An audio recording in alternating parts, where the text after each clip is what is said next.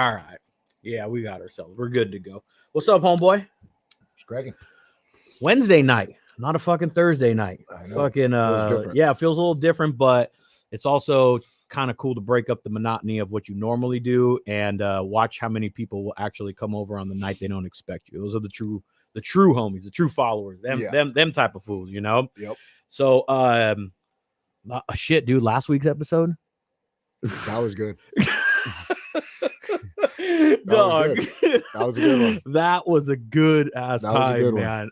Today's Wednesday. It'll actually drop tomorrow. I dropped it onto the podcast, to the Spotify and all the podcast shit.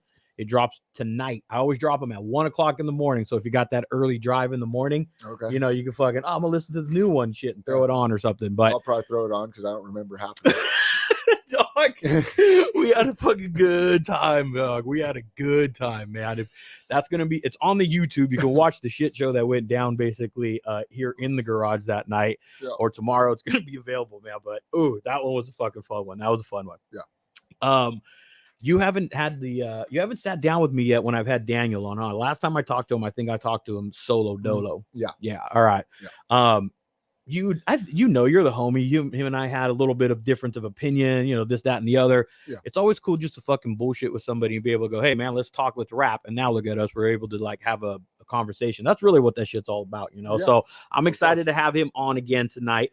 There's a lot of people that are talking about his like top 10 list. I myself been eyeballing it too a little bit, you know. I'm going to have to bring that up here in a minute, but I myself have been eyeballing his top 10 performance baggers. You know, I think that's what we have affectionately dubbed them now, performance baggers. So a little bit about that tonight. We'll go through his list and shit. I'm curious to pick, you know, have you see, or you pick his brain a little bit, how you see a bike and how you interpret it a little bit, you know, another little aspect to it and shit, man. So, hey, look I was thinking about it today, dog. We got to use this on a regular, like, that's not it. I got to do I got to do the other. I fucked up, Joe.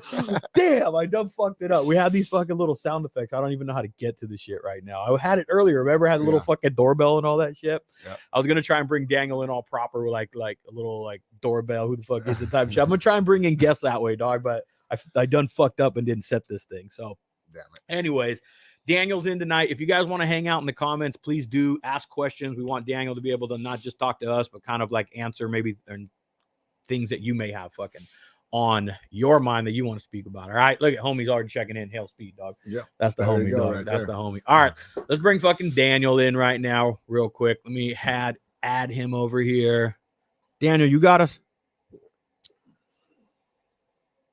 Do we got him? Looks like you got him on mute. Oh, hold on. Do I got you on mute? I think I got you on mute. Okay, I was on mute. That was me. No, that was me. Yeah, Joey pointed it out. Joe's like, you got him on mute right there. Yeah, man. What's up, Daniel? How you doing, man? I'm good. You guys? You know what? I know you're up in the northern country. It's cold for us down here. What's it like up there right now? It's today is not bad. It's like 30s, mid 30s, which is a really warm day for us here.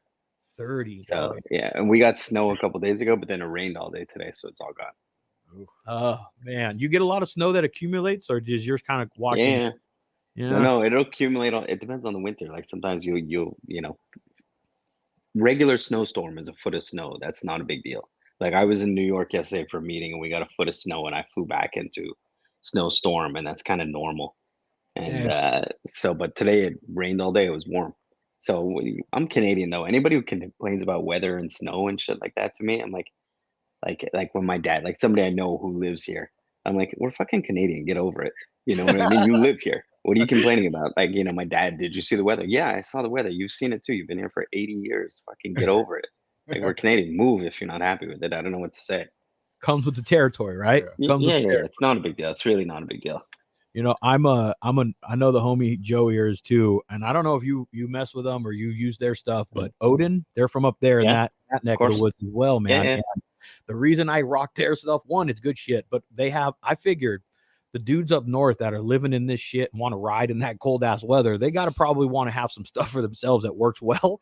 So that's another reason I fuck with that shit, because they make it well. But just quick shout out to those homeboys, man. They're from up there as well, man. So I mean, I'll be honest. I'm a fair weather rider, I want to say, but I mean, what as long as it's over 60, I'm good. I mean, I'll ride anything over 50, but over 60, 16 Celsius, which is 61, that's where I'm like good. I'm like happy at 16 and up. And then when it's too hot, I don't like to ride in that weather either. You know, the sweet spot for me is, I guess maybe low 70s, mid 70s. It's a sweet spot. You don't want to have to wear a jacket. You know, I'm not a guy who wants to ride in a t-shirt. I want to wear a jacket, or I want to wear at least a vest with a hoodie. I feel more comfortable that way. I want to wear my gloves and my hands aren't like I'm not dying. Oh, I feel you. I want to dress like that. I want to dress like that and be able to do that shit all the time too. Shit, we live in Cali. We got a little bit of that on a regular. Say we just went for a ride on Saturday. Yeah, I wore my sweater. And I just wore a hoodie. Yeah, I just wore a hoodie. Yeah. But we should be wearing jackets. Like you want to have it. You want it to be cool enough that you have to put something on really good, really warm. The stupidity on my part is, for some reason, I also embrace and enjoy the stupid. Like, I just went on a big giant 1K ride and it was like 40-degree weather that we hit. There's a dumb part in my mind that some reason enjoys that, putting myself through that type of shit on rides. I know it's just it's part of what I chase, is to go, oh, I remember that shit. That's just part of the that's part of the riding for me. You know what I'm saying? I did that. I once rode from Miami back up here to Montreal, and we rode through the Catskills Mountains. It was 5, which is probably about 40. So it was about 40, and there were flurries coming down in the mountains. And it was pouring rain with flurries, like 40 degrees. It was the worst thing I've ever done in my life. Like riding goes from the best moment in your life to the worst moment in life really quick on a big road trip. And I could tell you, like when you're getting pelted with the rain and like the snow. I remember this dude rode by me, no helmet, no nothing, just like ripping through it. I'm like, are you nuts? Like, I thought he was gonna kill himself, but it's pretty brutal. And every so often you see like a video of a guy riding a motorcycle in the snow. Like, that's just the dumbest thing ever. The bike's just eventually it's gonna slip out from under you. There's no way it's not going to. Logically, I know, I'm like, okay, unless you got some snow tires or you got some bullshit on there to like grip the road, that's really not the smartest. And if you've never ridden a motorcycle, that's like pretty dumb to do. There's nothing's going to stop you from sliding everywhere. But it's like on a cold day hitting the painted lines on the road, like or they put rubber in the cracks up here. On a cold day, that stuff is deadly. It wiggles under you, and you pucker up and you just hold on. Yeah, the homie right here, Joe, rides a 39mm Dyna, man. If we've been on the freeway, when you talk about puckering up, boy, he gets some of them wobbles in the back. That ass just starts bouncing. Like, he gets those nasty wobbles, man. Like, it's pretty brutal. It's pretty brutal. We know about those. We know about those tank slappers. Them knees just I've had a couple bad ones. Yeah, I've never had one on my bagger, but I've had it on smaller bikes, and I've had them for sure. Yeah, and that's, I mean, same thing. I don't have that as much on my bigger ones, but more weight, more, just. But I've hit a couple of those, man, where your butthole just goes poof, like it puckers the fuck up, boy. My ride's good with someone on the back. If there's someone on the back, man, a little bit of weight on the takeoff and the stopping. Obviously, it's a lug, and you know what I mean. Longer stop and stuff, but I mean, into the corners and stuff, I mean, that bike it sits with someone on the back. Most bikes. I'm kind of the opposite. As soon as I put like a backpack or anything on the back of my bike up high on top of the seat, I feel it start to move a little bit. It's always the same thing. I mean, it's been a bit since I've tried it, but there's always some movement. It's funny. I had done a bunch of stuff to my bike 2 winters ago, and then I spent last summer, not this past summer, the summer before, chasing a wobble the entire time. And in the end, I needed new tires, swapped out my tires, went away. Like, I literally chased a wobble for so long. It was the fucking tires I put on it, which is the worst, because did they get all warped and shit? Brand new tires, reputable brand. Everybody recommended going with this brand. I went with them. I tried them. Everybody was running them. And so I couldn't blame the tires because everybody's running the same brand. And then I had nothing but issues. And just literally adjusting because of my inverted front end. Little tweaks, I could get a wobble, which is normal. Yeah. But I spent the whole summer adjusting. I swapped back to the tires I ran before that. Instantly gone, like a bullet. Up to 140, like a bullet, dead straight. You know what? But I was so annoyed by that. But what are you gonna do? I guess to the credit of whatever tire company it was. I know you don't want to be at liberty to say it, but I get it. But people think things happen. Like there's the one-offs, that happen with a lot of shit. Look at fucking like Xboxes, for God's sakes. There's all kinds of recalls and broken shit for that. Shit happens. There's manufacturing and putting together can't be. Sometimes something just happens, and that's just it's no fault of it. So yeah, I'm gonna leave my comments to myself on that one because you know me, I ride the middle. I don't throw anybody under the bus. I don't talk bad about anybody, but it was definitely when somebody will tell me, "Oh, I've tried that brand," I'm like, and they're like, "Yeah." So, but like every time somebody like fucking chats, there's a million chats, and everybody's like wobble, wobble, wobble. Like the first place, just check your tire pressure. Like it's literally, I feel like over 50% of the time, it's just your tire pressure that's going to give you a wobble. It's nothing else. The smallest thing, 7 pounds is too low, you have a wobble. And with my BSTs, one of my wheels is about a pound a week. It's so odd. It's like really like it's either pound a week or pound a day. So I got to check them all the time. But like you always got to check them. There was one time I pulled my bike out, dog, and it was at like 20 PSI, and I rode that motherfucker. And I'm like, it feels a little wonky, man. And then I went home and I checked the shit, and I put air in it, took it out. That's the time I went, fuck. I will always check my tire pressure like as a routine thing. That was years and years and years ago, man. But tire pressure, that's a fucking TL. Especially if you want to wheelie. Yeah, your shit's always low like a motherfucker. Yeah, if you want to wheelie, it's different. If you're trying to wheelie and do certain shit. I'm talking even I'm not having issues anymore, but I'm same way. I went with a tire brand and sticky, you know what I mean? I went through one set, it was fine, and then the next set it was just I think that's part of my wobble too, because I switched back to this other tire and my wobble's gone. But interesting. I kept the front through 2 years, and every time my back would always lose, like you're saying, a pound or two all the time. I don't know why. And then my front, I just constant wobbles, and it would lose pressure too. I mean, I got to work one time and my PSI was like at 12 or 11 PSI. And I ended up having to ride it back that day like that. But I was aware of it, obviously, after that. But it's like I switched the tires and tire pressure. I mean, I haven't had an issue since. And it's like I'm back to tire pressure. A basic tire that I used to tires ride. And tire pressure. I'm like, everybody, the weight. Like some people don't put weights on their wheels because some bullshit, or they use the beads inside of it. I am an old school weight guy. I put a black weight, and I run carbon BST wheels, and I tell them they're like, what kind of weight do you want? I want a regular fucking weight. We like beads. Yeah, I use beads. Yeah, we like beads. Well, I have a tire changer, I haven't had a problem with. I haven't had a reason to not. Yes, and that's part of and it's a lot easier than buying a tire balancer. It just tells you how many. Okay, if that's the way it is. It seems but like I haven't had an issue with it. And it also logically, the way it works is it just throws the beads to the low spot in the tire.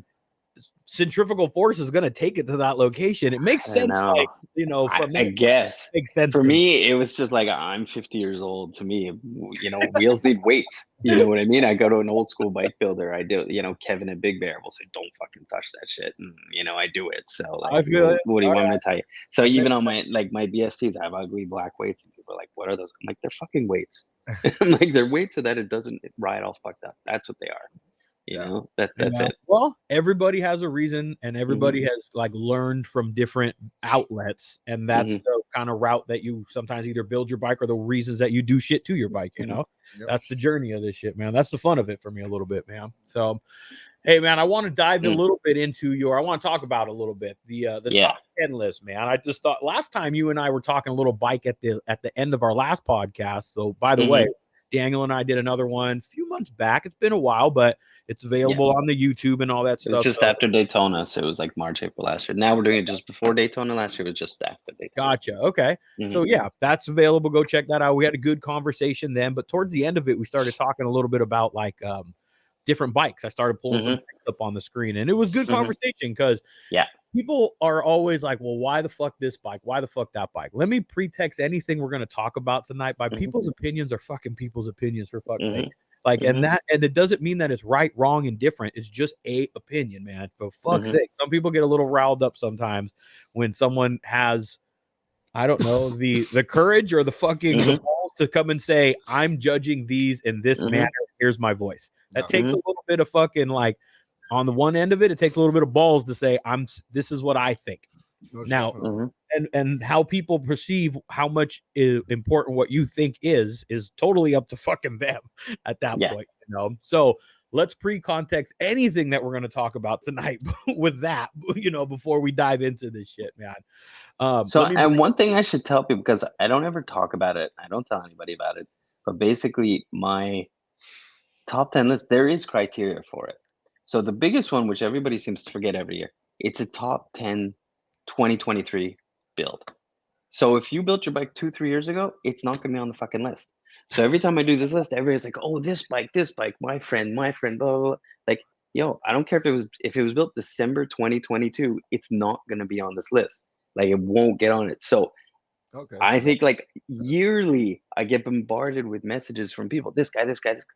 Like, guys, like, it's a top 10 2023 list. You know, and people always say, "What about this bike?" I'm like, "It was on 2 years ago. It was on 3 years ago. It was this and that."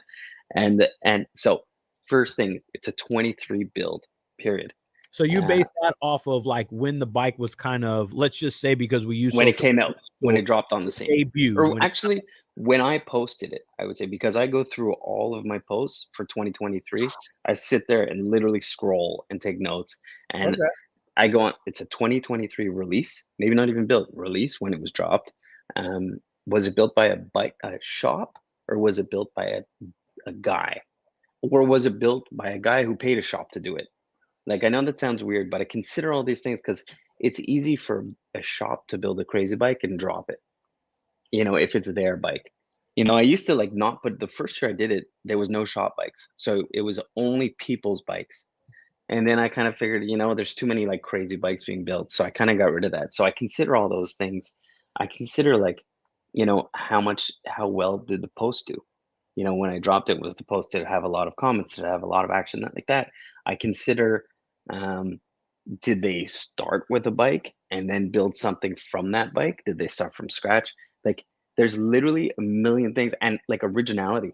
Originality for me is very big because look, you know, my top 10 list, we've seen everything done before. You know yeah. what I mean? There's literally one bike on my list that I absolutely fucking love. I'll be honest with you. There's one bike that I'm obsessed with. And The it's rest not of them, number one.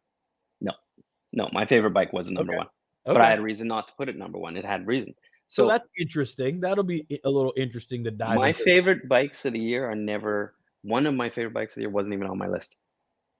Okay. You know, because All that's what I mean. So when I do a thought, there's so many things that people like think or don't think over this and that. And I don't consider whether I know the person, I don't know the person, whether I like the person, whether I don't like the person. Like, there's been people on my list who I don't necessarily agree with, you know, how they do their social media, or maybe they're a bit of an asshole online. And you know me, like I said, I ride the middle. If somebody's an asshole, I steer clear of it. But like, so I don't even consider that. I don't consider. Well, actually, that's not true. I do consider that a little bit, but You shouldn't. you know. That you shouldn't. Just look at the bike. Just look at the Yeah. bike. Just focus Yeah, on the bike. Focus on I the bike. really do focus on. There's literally so many things I have to consider. Like, we spoke about this earlier last year. My last year, the top 10 list, the number 2 bike, which was Justin, my machinist, he got second place, but I thought by a very big margin he was the winner. For me, it was a bike that didn't appeal to everybody, so that's why I didn't give him number 1, because I knew it was a bike that was like very like, it's hit or miss, that bike. Love it or But it's hate it. your list, though. But it's your list. Like, But that's what I consider that's everything my else. list. That's what I thought was the motherfucking shit. That's what I So- thought was number fucking 1. So I can tell you, so we can dive into this list really quick, and I can tell you the number 1 bike on my list. I saw it in person, and it's fucking mind blowing. Okay, let's do that a little bit, because then I'm sure we're gonna I'm on your page. I know you didn't do them all like sequential or all on one. Yeah, they're they're numbered. So which the is police bike, which is Cody's which. bike, which is the police bike you see here. Okay. Third one down. So that's number 11. He got honorary mention. Hold He on was here. number 11. I like that bike a lot. Hang on here. Let me why am I oh my bad. And I do have bike go. builders and friends we of go. mine that help me with the list. I'm not 100% alone. I'll always run my list Okay. by one guy in particular. I always run my list by, and So then this there's was a couple other people. this was an honorable mention bike. Yeah. Not quite. You didn't quite do it. You didn't quite make the list. I'm just fucking. There's always, because what happens is I go through the list and I put together an list of like 16 bikes. and then I'll narrow it down. And last year there was 2 honorable mentions, and then there's bikes that like. It's funny because I had 2 honorable mentions this year, and then one of the bikes in the top 10, I actually removed it out of the top 10 because I thought only I love this bike. Nobody else loves this bike like I do. So I actually pulled it out of my top 10 list. So that one, which was this bike, was actually supposed to be 12. It actually became 11. Well, let me ask you a question. Let me ask you just a quick question. Is this right here? Is this? That's a track. That's what I was. It's a track bike. Yeah, what does track? It's a race bike. So you're, I guess, or you went ahead and put track bikes. Well, this is owned by Cody. He's a nice guy. He's a photographer. He works now at Cowboy Harley Davidson, I think. It's his bike. He built it for the track. It's not like a full sponsored crazy. It's like a guy who built a bike.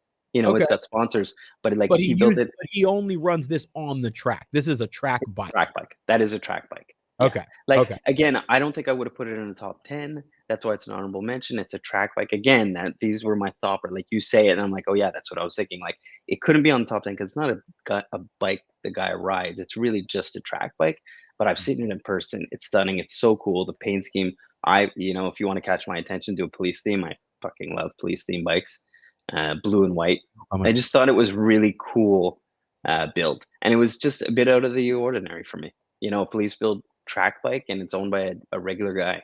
I think the stance on it is cool. I think that I get the concept. It's a track bike. It looks like a bike meant to be on the track. It's out there to do business on the track. It's clean. It's a bit different. That police theme on a track bike, like it doesn't belong together. That's what I liked about it. It was just kind of an oddball. It's an oddball. I love an oddball. Did he go with the police theme because he's always chasing everybody? I don't have no idea. I have no idea. I'm playing. But he switched it to police. I mean, I think originally it was black or whatever it was, but then it went to police. So I did like that. The stance on it, everything about it to be on a track. That's fucking bad. I'm not ripping around a track. Mm-hmm. I have enough experience to know what I'm looking at and kind of go, that thing set the fuck up to go and rip. From right here, and you said you've seen it in person, but from right here at this picture, it looks like it's ready to go and fucking do some work on the track. Yeah, I was looking at the seat and everything, and the way the bars are. Like the whole front fairing, is all. Yeah, it's bitching though. It's got all inner fairing removed. I can see from this, and it's got like a full-on custom bracing, like aluminum dimpled style, like mounting system for it. It's cool that he built it. I mean, from a building standpoint, like part wise, everything that's on it set up, motherfucker looks clean. Yeah, and I saw the build coming. I watched the build going, and like I said, Cody's a good guy. I've done some stuff with him in the past. That counts a lot for me too. That I like the guy, the owner, the builder. I've had people on my list just because I really appreciate and like the people who built it. I know they built a fucking good bike, and that's a very big. Like somebody's a good person, that helps on your list. If nobody's ever heard of you, you don't know anybody, you don't post your bike online, even if it's the craziest thing in the world, it's not gonna be on my list because this is a top 10 list for like social media bikes. Let's be honest. I've never been on the list, huh? Well, your bike was Billy. You got 2015. When was your bike? My shit's old as fuck, man. My shit's old and clanky, dog, compared to this shit that's out now. This shit that's out now is like, it fucking surpassed anything that I was trying to do, or not trying to do. It surpassed anything that I ever did to my bike a long time ago. The availability of shit, the parts, all the different aftermarket shit. My bike as well. Fuck up. I'm right there with you. Like I built my bike in 2018. It's a 5-year-old bike. Like, yeah, it's fully built, but it's dirty as shit, and I don't clean it anymore. Like, and I ride it. Like, it doesn't deserve to be honest. But so let me make another point. Like, out of the 10 or 11 bikes on the list, you could put anyone at any place in my list. The hardest part is thinking where are they going to be on the list. You know what I mean? So like, they're all kind of frame off builds. So like, how do you decide which one goes where? Which one is 10? Do they go right down in order? That's 10. That bike right there, the 10, white bike. 9, 8, 7, 6, like that. That's C6. Okay. Joe wants to see 6. Let's see. Where's 6? This is 10. 1, 2, 9, 3, 4, 5, 8. 6. Red one. Tyler. The red. 6. Okay. Yeah. Red. Oh, chrome is fucked. I like that. So again, I saw this bike. My show. I did a show in Laconia I do a big bike event at Laconia Bike Week, and this is Tyler from Sick Pipes. I don't know if you know that company, Sick Pipe. Have you heard of him, Joe? I have not. He's been doing pipes forever, from back like big wheel stuff and chopper stuff. Very nice guy. Let me see. And I saw this. Click on his hold page. He does sick Yeah, stuff. I'm gonna click on his page real quick because I want to see if there's other pictures of it. Oh, this is the builder. This is the person that built the bike. Yeah, it's his bike. He built a performance bagger, so he's a Is it chopper right guy. here? Yeah. Is this it? This is it. Yeah. Okay. Yeah. So he's Okay. like a chopper guy. He's been building pipes for choppers and for big wheels and like custom bikes forever. Yeah, And he's like got he's got some insane bikes. He's got a Softail that he built that's just so fucking there. If you scroll down a little bit, there's a picture of him standing with it, like a lay this frame. thing? That thing, yeah. That thing's got a lot of press around. You remember Rook? Remember that builder? I think his name is Rook. Yeah, Jesse Rook. There you go. This gives me those vibes. This gives me that stance. Yeah. That gives me, and also there was his name is fucking slipping my mind right now. Long haired dude was right here fucking in Southern California as well. Slipping my mind, but it gives me those kind of vibes of that style of bike. Yeah. Shit, It's a cool bike. I'd have one of these in the stable, man. If you give me a choice to have a couple, man, I'll fuck with a little combo like this. Pull up to Neptune's dog, slam that motherfucker on the ground and shit. Watch everybody walk away from the performance bagger for at least 5 minutes. Fucking, It's like he's got a bunch of really cool bikes that he's built and that he's worked on. So he's a custom bike builder and he builds pipes. And he's he came to my show in Laconia. And I gave him best to show. There you go. He literally won our best to show for performance bagger. And he had left. And I sent a message. I'm like, dude, I gave you best show because the color combo, the red, the chrome, the gold. Like, who would think gold and chrome goes together? But it goes together so well, especially against the red chrome and then a yellow fairing. Like it just. Where's the it's gold? all Where's on the gold tubes. at, Daniel? on the tubes. On the tubes. He's got a couple tiny gold accents. I'll pull up the other one here. Watch. See right here. Oh, okay. Yeah, see on the tubes. All right. And he's got a little bit back here, I think, on the like axe, like I think minimal. just Minimal. but Minimal. that's the key. A little splash, a little contrast, a The little only thing like I'd change is the green windshield. I think it's yellow. I don't know. I think it's supposed to try and get that gold look. yeah. Everybody ran those windshields this year. Everybody threw those. I know. It was like the trend. Yeah, exactly. I still have a clear one, that Clockwork set, Mhm. and I got, and it's sitting in the box, man. I need to break that thing out, dude. Put it on my road. I like bike. the clear. I Yeah, know. it's funny. And I spoke to Brian about that idea like years and years and years ago, and he's like, "Yeah, I thought about it. I'm like, you should do it. You should do it." And then when it came out, I was super stoked that he did it. I mean, I ran one for a bit. I went back to my black one, but it's really cool. For all Old the man colored is bikes and stuff. man is coming back, dog. Look at clear windshields are back, and Clear chrome windshields, is back in style, yeah. dog. And chrome is back. I love chrome. Chrome.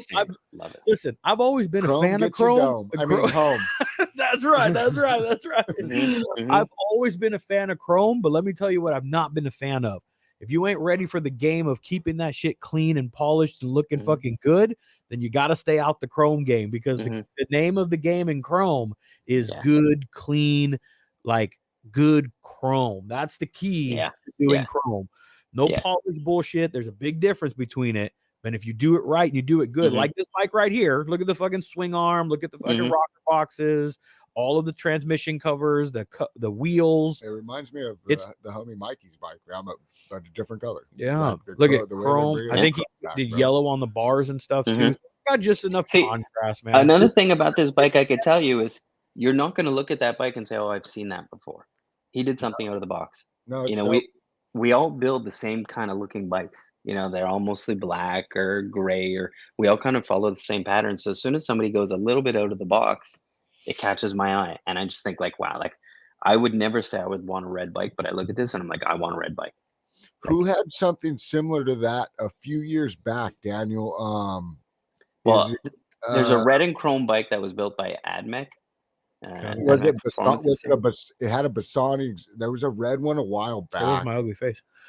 I can't remember off the top of my I head. don't remember. Yeah, I've seen so many bikes. I'll be honest. Okay, so that was number 6. Is this an Indian? Did an Indian make your list? Indian made my list. Yes. Let's talk about that one. Well, do you want to look at any other? Let me look at this one. Let's just look at you this look at anything you want.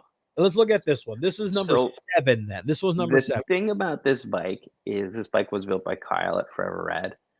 I've seen this bike in person, and because Kyle's a friend of mine, I know what went into this bike. Pictures don't do this bike justice. So it's like a homage to a Porsche GT3. It's got all this crazy detail in the paint. Everything is finished. Everything is powder coated or Cerakoted. Everything. It's got one-off custom wheels that Kyle made. Forever Rad wheels. It's got so much detail and custom hardware that nobody's gonna know, but the guy who built the bike, the owner of the bike, and me. So that's why I put it on the list. And I also put it on the list, I'll be honest, because it's not a Harley. So I want something on the list that's not going to be a Harley. So it goes to an Indian. And then I just picked the baddest Indian in my opinion, which is this. And this is a personal bike. I love this bike, What do you think? What do you think, Joe? What do you think? They don't look bad, but seeing them in person, they are very, very big and bulky looking. Have you sat on one? No, that's what I'm saying. No. I have, but I just saw one up front, and it was T-barred out. It was clean. We went to a little thing. There was a little thing up locally for Carey Hart. Yeah. And he had he's riding an Indian right now. Yeah. And he's built one, and so he up here locally. There's a saloon, a bar, Mm-hmm. and where he lives. Yeah. Anyways, he rolled up on an Indian that he's building right now. Yeah. So we got to check that thing out kind of firsthand as well. Mm-hmm. And I guess for me, the bike is just, I don't know. The lines don't hit very hard for me. I'm not going to disagree. I mean, the lines of the bike don't fucking this helps. Don't get me wrong. The paint job and the line work in this bike help bring out the lines. But when I stand back and look at the bike, I still don't see the same flowing lines that I see on a Street Glide or a Road Glide. Mm-hmm. It's just a different. They're sticking to their original lines of their tanks and things like that. Like these side covers, maybe if someone did something different with the side covers to maybe expose some of the wheel. Yeah, you can't really. I don't know. That hides the monoshock. There's a monoshock in the middle of that, so that's all covered. Show it. Everybody wants to show their goddamn freaking, reservoirs and crap. Show some of the mechanics of the damn bike. I don't know. I know that this bike in my list that nobody's really gonna like it. The Indian guys are gonna like it. I appreciate the work that went into it. Again, I love the builder. I love this bike. I've seen it in person. I like the details. I know how much work is in this bike, but there's not gonna be not enough people are gonna realize the amount of work that's in it unless you really know. Like if you go back, click back one. Let me see. Hold on. Oh, you caught me in trying to pour myself a drink, man. Let's see. Which bike? I want to talk about the white one. This one here. Yeah. This would be number 9. I like that. Whose is this? JR. No, I don't. You know? No, so I do. Justin. His name is Justin. So this is Clean Moto. They're doing rigid headlight kits now. I've heard of them, yes. So this is one of the owner's bikes. So this bike is done beyond done. But because it's got a simple white factory, so the entire bike is carbon fiber. It's all painted white. It's got so much work done to it. Everything is one off. The bike went down to the frame and rebuilt up. Why would you do that though? I got to ask a serious question. I get it. So that hold on, let me say this. Why would you? I don't understand the logic behind that, because I understand that you can stand back and go, the bike is built to performance specs. It's lightweight. That's your argument all fucking day long for doing that. But is it worth that to go and drop the fucking money that it costs to make this all carbon just to make it not look like carbon? That is a little bit where I think we're at in this stupid game. This is the element, and this is the level of money spending and kind of I don't know, where the bar is being kind of set of where you need to be at. Here's what I think you're trying to say. If that's original paint, Daniel said. So if that was part of it is original paint. Everything. I have no fucking idea until you told me right now, Daniel, that all carbon is fucking carbon. Yeah. And so why would you separates that bike apart from another one built just like it, but with regular? I'm saying, why would you spend all the money on carbon shit just to paint it and not make it look like carbon? Why would you? Just because I know Justin, and this bike has had it. If you go into his page, you'll see the version of this bike before you'd probably recognize it. It had gold wheels on it. It had a gold front end on it. It was more flashy. Before he rebuilt it, it was more flashy. Okay, You can see like it with there. the gold wheels. Yeah, it Okay, was so flashier before. is this at the time that it's non-carbon? This is normal I stock think plastics, there's probably some carbon on it. I but mean, you he can see the painted front fender is over it, Hoffman. I can tell you the front fender is Hoffman. It's painted, and so he so it just still painted. has some stuff. And you can't. So walking up to it, because I definitely know I can't tell from pictures. Maybe there's a very light portion of the fiber. No, You it's painted. see up close. It's fully painted. I don't understand the logic. That's just a logic that I don't I understand why want you go to to those say lengths. that him and his partner, who equally has an insane low key bike, it's almost the same thing in Matt Black. They're business partners. These two bikes are so fucking clean. It's insane how nicely they look like factory bikes. You would think this thing came from the factory. So All I right, think that's their point. They want it to look like it's this all one here. factory. I have a serious question. If and maybe one of you knows or doesn't know the answer to this. Mm. If you change every part that you can on a Harley from whatever it Mhm. was originally to carbon, Mhm. how much total weight savings? I don't know the answer to that. I'm asking for like to I me, don't think it's you're is talking it like a rear end. like is I it think more than 25, 30 pounds? I think if you do an entire rear end, like rear fender, rear bags, rear everything, um, front fender, I think it's around 50 pounds. It's a pure guess. You'd have to ask Hoffman, who's actually texting me right now about something else, but like I think it's around 50 pounds. But Is what would it you be comfortable saying that minimum that you think it's around 40 pounds? You'd be comfortable saying you gain 40 pounds from taking all the stuff in the rear and turning it into carbon. You shave 40 pounds off the weight of the bike. including the front fender, I would guess. Yeah, front fender too, because they're heavy parts, they're metal parts. Huh? To gain like one Porsche. And that I guess that's where I'm kind of trying. Like I get it, So, man. If you're gonna I'm gonna if you're gonna fucking throw every bone at it and say I'm performance, and there's no way that you can't tell me this bike is based off of performance, you have to have everything fucking carbon. You just that in the argument perspective, that's what the fuck it is that you have to do. But I'm just saying from a logic, and this pertains not like the people on the track. That makes a difference because they're talking fucking probably like tenths of a second when you're drag racing and you're fucking doing laps and stuff. That is where it makes a difference. But to the people that are just building bikes and fucking going full on carbon with everything they possibly can, that's where that's why I go, does it make sense for that person, for that bike? Why does it have to be all of that? And then in this case, you painted over all of the shit and nobody would even know. The layman, the person that thinks that just got into this scene would look at that and think that your bike's weak because you don't have carbon, but you would just never fucking know. So I think a couple things. I think if you're riding a street bike, and most guys who are riding these street bikes are over 200 pounds, and then they're putting on carbon fiber rear end, I think you want my personal opinion, and my bike isn't, my bike entirely carbon. My tank is carbon. My whole bike is carbon. Anybody who says they did it for weight savings, give me a fucking break. Go on a diet. At least you're fucking being real. Of course I'm honest. Of course I'm honest.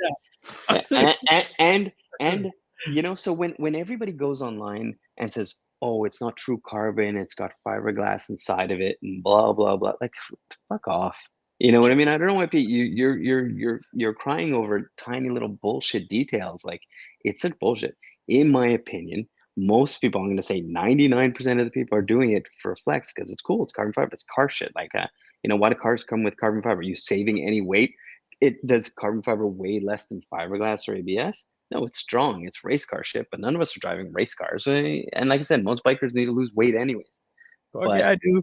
that's how I feel. So I feel like the whole argument about is there a lot of weight savings? Yes. Will you ever feel it? No. You know what I mean? Like it's a flex. And so this white bike, in my opinion, with painted carbon, it's a very low key flex because the guy who owns the bike is not a flashy guy. He's a really nice guy, and he's not trying to. He's trying to say my bike is bad as fuck. It's as bad as anything you see, but you won't know by looking at it, and that's a flex. I like that. It's a low key flex. Like that. And I like the bike. It looks clean as hell.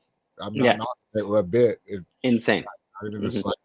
And then you have something like this that screams the complete opposite of what that bike was kind of screaming at you. That's a rage. I like that bike better. This one. I mean, everyone's got a flavor, right? Everyone has a flavor. And let me go to this guy's page. Who's it? Oh, this is Fitz of Rage. had him. Everybody knows him. So I talked to him early when he was building his Mm. shit on the showcase. I think I had him on Instagram Live before. Yeah, okay. So I'm familiar he with got the on. bike, at least I've followed it. He's on the list. Like it may not be everybody's cup of tea, but he's got so much done to left, and he's a real performance bagger. Like he appreciates the scene. He's part of the scene. He does the shows. He posts a lot. He's a guy who's good for the scene. I'm just fucking with you. I would say you can't be performance with ABS. I'm just. I still run my ABS. My bad. Yeah. My bad. That was premature. My bad. You sound like one of these old bike builders or like one of the old men I ride with. I'm like, oh, you don't need ABS. I'm like, all right, I'm gonna stick with my ABS because with my back wheel locked up on my old bike, I didn't love it. But I do like locking up the back wheel to like kind of like power steer, kind of just power glide into a turn or something, or just stop really hard at the light. I like that shit every now and then, that's the dirt bike person in me, I guess. Yeah, you can never do it with ABS. Yeah, you can't do it with my ABS. I can't do it on my bagger because it fucking has the ABS and it won't lock itself up. So I have to take advantage of it on my dyno over good here. for rolling burnouts, though. Yeah, that for rolling burnouts is good for. Front end doesn't lock up. So I'm just fucking with you, man. I'm just an idiot. I'm aware of the bike, man. It's a clean bike. There's a lot of shit done to it. There's a lot of stuff done to it. He's a good guy. He's really a big advocate for the scene, and he's just a regular dude. And there's not a lot of regular guys on the list. So this one right here gives you the complete opposite vibes necessarily of the other one. You could walk by the other one and just say, "Well, that's just a regular old. That's just a fucking bar with back or a bike with bars on it." That's the beauty of it. The white bike looks like it would have come from the factory like that. Yeah, and this one here, you're gonna walk by, and this one you're gonna go, a lot of money spent. Looks like an you can tell there's a shit. I mean, we've said it before. I'll say it again. We all should know that it's expensive to do this shit. It's not fucking cheap. And you can, if you have any skin in the game or you're trying to do any of this shit, you can quickly go, that's a lot of money. It's not hard to if figure you go out. from the gooseneck forward, bars and wheels, probably costs more than my bike does. Oh, I fucking I put money. Your whole bike, I would say if you go from probably the wheel right here down, might be fucking worth more than your bike is, dude. Just right here, the wheel and brake combo, I'm gonna say is probably worth more than your bike and that Dyna, possibly combined. But I think like the money, there's so much money in these bikes. You know what's funny? I've spent so much money on my own bike that I refuse to spend any more money. Like I'm done. Like, but like people want to send me parts. I'm like, don't send me anything. I don't even want to change parts. Like I love my bike. I'm not fucking touching. These bikes are so expensive. So the money factor, like I'm numb to the money factor. You know what I mean? I'm truly, truly numb to it because it's endless. It's fucking endless. And these bikes, they're $150K to build them. They ain't fucking cheap. Yeah, that's another reason that I'm not we're close. Like this whole level of building these style of bikes has surpassed me tenfolds. Me too. Because me too. One, my priorities are different, and I don't spend the money on this shit. But it's the level of parts, the quality of parts, the shit that's now around. I don't want to go and dip my toe into the original who did it, blah blah blah blah.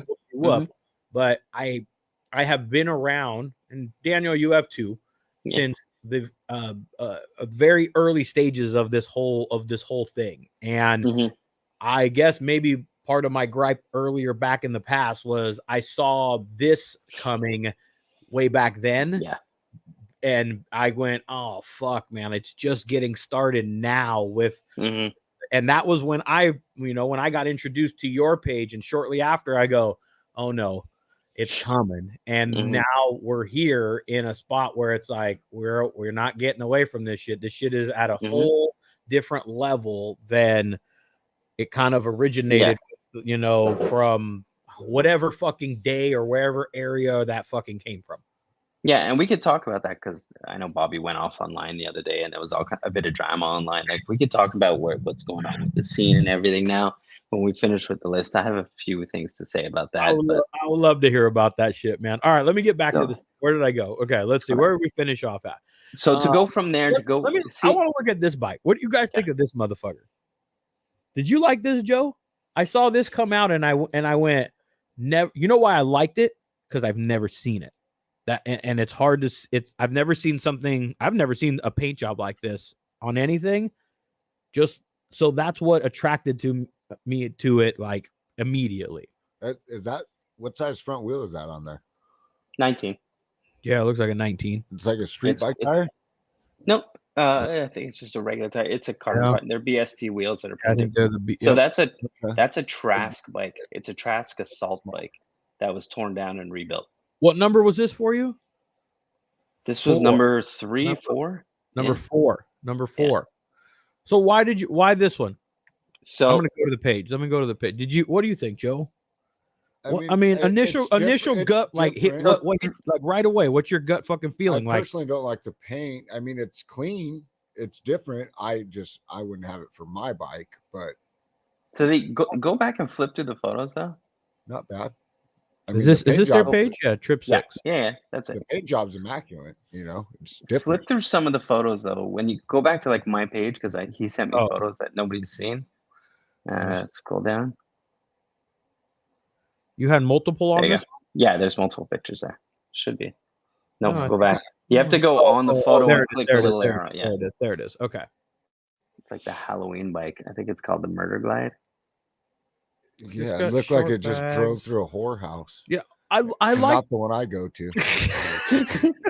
Jesus, Joe. Oh my gosh. It's So a full Trask bike, like full. it- this is a sub-frame Trask and bike everything. that Yeah, they they had turbo and fucking everything. commissioned Trip 6 Customs to paint. No, he bought a Trask bike and then he tore Oh. it down and built it apart. So this is the bike on the list that, in my opinion, is my favorite bike of the year. This So- one? Yes. So I could tell you Let me that see based on what I got. So this bike, you can't see likes. This bike got 25,000 likes. It got 10,000 forwards and it has 230 comments on that post. That's crazy numbers. So that So tells a lot of people like this one. that's to say like, and it's number 4. That's to say that it got so many people talking this bike. And what I love about it, it's original as fuck. Nobody's Yeah. ever done that. Nobody's Yeah. ever done that. And It's just- wild. And to like piggyback off of what you said, that it got people talking about it. It doesn't Crazy. necessarily mean that people were talking about it in a good way. They could have fucking said, "Do you see this It was shit?" You know? pretty good though. Yeah, but like Nonetheless, it got my point is, it got people talking. Are they And Lot of rock- that's people really talking. that's really what matters when you're a business, when you're a painter, when you're a this, you're a that. Your point is to get people fucking talking, to hear about your name, Yeah. good, one way or the other. guaranteed he got tons. So he's Canadian. I've known him for years. He's a painter. He does regular paint jobs too. Look, he just posted in his thing some crazy other turbo bike he's doing, just regular standard performance bagger style thing. This is his personal bike, and he just said, "Fuck it." He's like, hey, if you see him, he looks like the type of guy who's gonna ride this. Like very heavily tattooed painter, and he just wanted to do something to say "fuck you" to everybody. I And think I appreciate it. originality wise, I can dig the fuck out of it. I 10 on 10. I I like agree. the concept. I like the idea. I like the concept and the idea, but more importantly, you can like the concept and the idea all you want, but if you can't execute it, hmm then it means fucking shit. And not that my It's opinion well means executed. anything, but I think executed wise, you look at it and go, that thing looked like it hit a goddamn deer Yeah. right now or something. or 100%. whatever. Like It hit the nail. And it's funny when he started when he bought the bike, and because him and I talk every so often, and he started showing me teasers. Like the first few times, I'm like, "Eesh." Like I really I cringed, and then when I saw it together, I'm like, fucking blew me out of the water. Again, I like an oddball, so this was my favorite bike of the year. The reason why he didn't get number 1 is because he started with a built bike. He didn't build it. fair And I enough. told him that. I told him because he saw how many comments and everything, and with everybody going crazy over the bike, and I guess he got a ton of followers out of it. I don't know, but he noticed it, And that's what, when you're a business, when you're a painter, when you're anything like this, even us, Joe, even us, Daniel, same thing. The point is to get people talking about you, and you got to come out with something. It doesn't matter how you do that shit. And he got a bunch of people looking at him and considering him now, going, this motherfucker did this. I want him to paint my bike. Let me see what else he can come up with. So 6 has some nice bike. I've seen good paint. I've seen some good painting shit come out of crazy the bikes.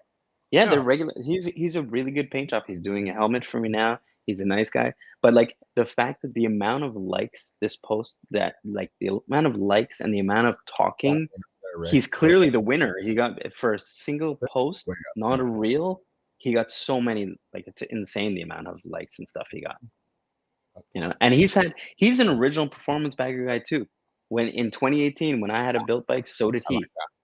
That's his last bike. These are flame jobs. Yeah, I think that one is his bike as well. I was gonna say that's one of his original bikes that he's had for a while, correct or no? No. So years and years ago, he built a full red carbon fiber Road Glide. Like he's had a performance bagger from 18, from like as old as I've had mine. He's had. Is this his also? Yeah, he builds and sells them. He builds them, sells them, builds them, raffles them. I know it may be wonky to some people, and it's just a bunch of different parts, and it doesn't meet, like you look at it and go, it doesn't make sense. There's a lot of different parts, there's a lot of different components to it. But I love I love the way this thing sits right here. I love the way I love the way it sits. I love with all the bags, the defender bags, the fairing. Just I like the way it sits. It sits right. It's clean. Yeah, Joe. This is my style when I look at like I can't tell. It's an FXR. Yeah, look at the shot. Yeah, it's an FXR. It's an FXR. Some people he builds a lot of FXR. But it's clean. Yeah. Shocks, fucking fender, tank. There's something to be appreciated about somebody who if you think about it in your mind, you're like, that's not going to work. But then somebody actually builds it and makes it work. That you can really appreciate. You know, if you're safe and it works, okay, cool. But if you're not safe and you're saying fuck you to everything that shouldn't work, and it comes together and it looks super rad, you could really appreciate that. Like there's painters who just, you know, and I like say that, how did you think this style and this style, and you put it all together in a pot and it works? I mean, you know, take chances. You know that, and he built a career on that. Take chances, like, you know, he'll go wild or not. I think the last bike he posted is some. He does a lot of flames. Good flames are cool, man. Like a good set of flames will never. And I was never a big fan of flames growing up. My dad always had skulls and flames and shit. But now, like the older I got, a little bit more mature I got, I think like a good set of flames I recognize never fucking goes out of style. Like that. Yeah. So they got to be laid out right. They got, and those, that's like a good set of flames right there. Yeah, that's a good set of flames. He's doing a helmet for me this winter, and I'm having him do flames for me because I didn't know what I wanted. I'm like, you know what? You're great at flames. Do flames. Scroll up a little higher. Flames are timeless. Like, I think the last. Oh no, he didn't post. Maybe it's in his story. Check out his story. Clean right there. That FXR to the left right there. It's basic, dude. That thing's clean. Can you click through the story? Keep going because he's building. That's like a typical performance bagger. I want to say, you know, beautiful performance bagger, crazy paint. That's normal. Is this the performance bagger kit now? Yeah, I think so. Well, paint job, I guess. I don't know. Oh man. All right, let me go back over here. Let's see, where were we? I absolutely love that bike.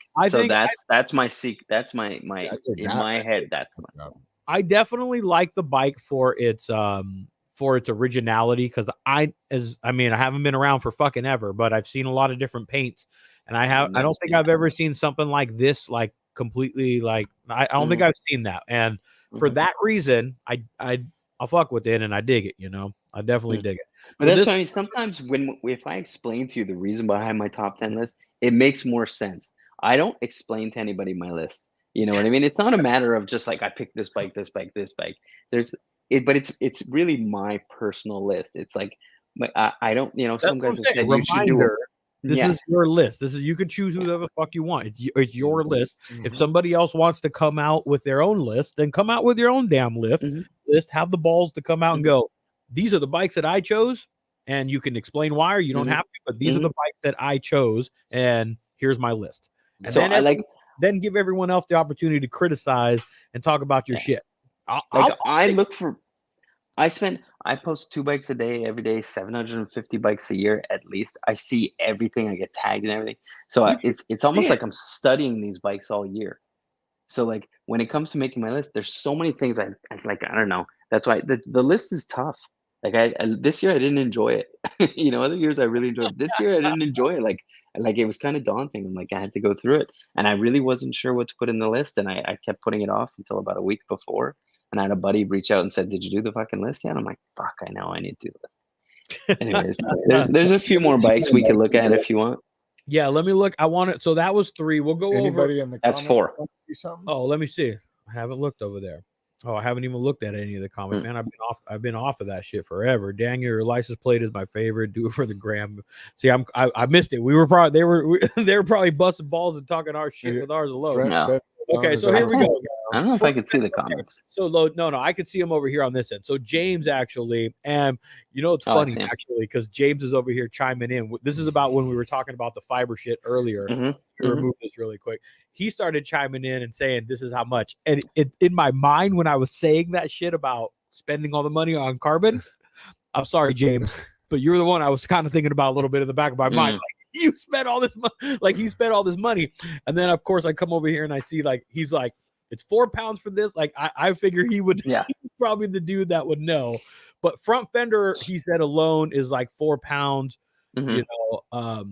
I don't know, man. That's why I asked. If the front fender's 4 Mhm. pounds, imagine the back would be 20 to 30. I don't fucking know. But also you have to consider like the rear, you have all that shit under it. You have the plate, you have all the lights, all that stuff. So it's kind of a loaded statement because it's not you have to take a factory rear fender. It has the license plate frame, it has the lights, it has all the wiring inside of it. When you swap for a carbon, it's just a carbon, and then you do some like custom dynamics lights or something. So it's a bit of apples and oranges, but it kind of comes with what you're gonna do. I feel you, man. Yeah, I thought James would fucking be chiming in over there. The There's homie gonna be the diehards. What's that? He said 220. James did. 220. What do you say? Or because I can, right? I don't weigh 220. Shit, I wish I weighed 220, James. I'm up there in the 250, homie. Shit, man, you ain't hurting my feelings, dog. You ain't hurting nobody's feelings around here. I know what I carry around, and I'm all right with that shit. Give me another beer, Joe. No. The homie Hale Speed said that Trip 6 orders a bunch of shit too, man. He supports the homie Hale Speed, man. So that's cool. Yeah, to know. he's a good guy. He's been doing it a really long time. And Roy, that's his name. He's another Canadian. He's a nice guy, like good guy. Happy to put him on the list. And he's been on my list before with his bikes. Well, let me pull this back up here then. Let me go back over here. Any viewers want to see something? Yeah, if you guys want to see Comment. something, let us know, man. Let us know. If you're watching, you want to see a particular bike on here, pull it up. Or if you know somebody, put their Instagram name, we can pull them up real quick, figure that shit out. But yeah, for sure. so number if there's something somebody said should have been in the top 10, write it and we'll look at it. I'd love to hear. I'll tell you my thoughts on it. Yeah, give us the Instagram name, put it in the comments or something. I can pull them up. We'll find them in here. We'll figure that shit out. No problem. So this was number 3. 3. Tucker Speed. Number 3, Tucker Speed. So this is a That's shop. clean. This is a shop. That's a build. shop bike. This is a shop build. You like this, Joe? That's clean. You like? Joe's got a big old grin on his face over here. He likes that one. It's a full frame off build. Wild colors. I like the wild colors. Okay. It's basic, clean. It's not flashy. But it's done. You know what I mean? Like, And everything is done. Build. I mean, it's powder coated frame to match. Yeah, everything is done. Down the frame, the motor is all done. Everything is done. It's finished A to Z. So it's hard with a bike like this because there's a bunch of bikes like this that are just everything done to the bike. So where do they go on the list? And there's bikes that are done A to Z that aren't even on the list. So this one, it's got a cool kind of 80s feel to me. The Yeah. paint, you know what I mean? It's a bit retro. It doesn't fit the mold Early of the 90s. performance. Yeah. It doesn't fit the performance bagger mold of a bike because it's a little bit wonky. I don't know wonky. You know what I'm trying to say, like the style of it. Yeah. And Tucker Speed is a good shop. I think they have a podcast too. They're good in the community. So I need to get with them. With them over there, man. We need a podcast with them or something. Yeah, they're good guys. I'm gonna go to his page because I know the shop. I'm familiar with the shop, and there's a bike that Tucker Speed has built, and I probably have to dig deep down in here to maybe find it because it's one of their older builds. But I'm hoping that I can find it. You're talking about the FXR King? I think it's. I believe so. King. Yeah. I think so. No bags. It's probably. I think this is it right here. This is like. Yep. This is one bike right here. Like this is when was this posted? This was posted in 23, but this bike's been around forever. This bike's been around for a minute, and so like It's when been we were, since 19. It's been yeah, out. I so saw like that when bike we in 19. when we were talking earlier about, and we're going to dive into the more shit in a minute, but when we were talking about like when we first kind of dipped our toe and kind of came around this shit, this was one of the first ones that I saw come out from any shop or anything and went, I like that. That person fucking gets it. They're not that I'm fucking giving them their blessing. It fucking sounds like that, but this was the style. This hit the notes. This hit the right fucking shit for me. This build has always been like one of my like, I'll fuck with And that. that bike, if I remember, that's an older bike, like an 03, 06. It's a relatively older, like it's a newer build, but he built it off an old bike. Yep. Yeah. And I'm a skinny tire bagger guy myself, Daniel. Mine's a fucking 08, by the way. Yeah. I think you said yours is a 15. Mine's a old ass motherfucking grumpy. This one's even older. 08, yeah. And I like this style of bike. I guess I grew up in a little bit of that skinny tire Dyna era and shit, and so I gravitate towards this shit. But this right here, back in the day when I first saw this thing kind of like come out from their shop, this one right here was one of my never ran bags. That bike never ran bags. As it should have. You know what? I've posted that bike, and there's always these people like going off like, "Oh, it doesn't have bags. It's not a bagger." Yeah, like, but you know what it is? People love to nitpick. Rear shocks, you can tell it's a bagger. Yeah, if you know, of course it's a bagger. FXRs go straight up and down almost. But if you like, if you're a fat fuck like me, this is a big boy FXR right here. Like in the look scheme. Obviously, it's not going to perform, ride, handle, do all that same type of shit. But in the looks category, this is a fat man's FXR look. Even the side panels look like a FXR. Exactly. They're a little smaller than a normal. Agree. One would be. And he was one of the first FXR kings around. Like there was a handful around, like 5, 6, 7 years ago, but the trend really took off. And this is one of the bikes that like helped push the trend to take off. Yeah, I would side on with you on that. This was one of the bikes that I saw that I was like, ooh, that one hits for me. That one fucking hits for me for sure. And so I'm familiar with Tucker Speed even before that bike I was familiar with their shop, and they've been around a long time. Yeah. They've been around for they're in Utah.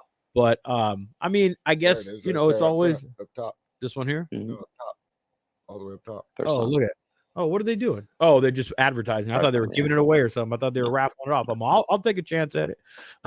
I'll take that one in the garage. It's a clean build, man. It's a good build. It's a good build by a good shop who's been doing it a long time. Respect. And that was part of the reason why, like, Tucker Speed is like, they're a great shop. They deserve recognition for being a really good shop, and people who've been, again, good in the community, good in the industry, honest guys, they're not show offs. They build nice, clean bikes, and they're just, they stay in their lane. Yeah. I've always been a fan of fucking Tucker Speed, man. I've always been a fan of good guys, good solid build. So this was number 3 then. Let me go back over here to your list again. Yeah. And so that one was number 3. So then this means this one's number 2. And this one is from Woodland Baggers, Performance Baggers. So it's Woodland. The guy who owns it, his name is Paulie. It's a New York bike. Oh, it's a New Yorker.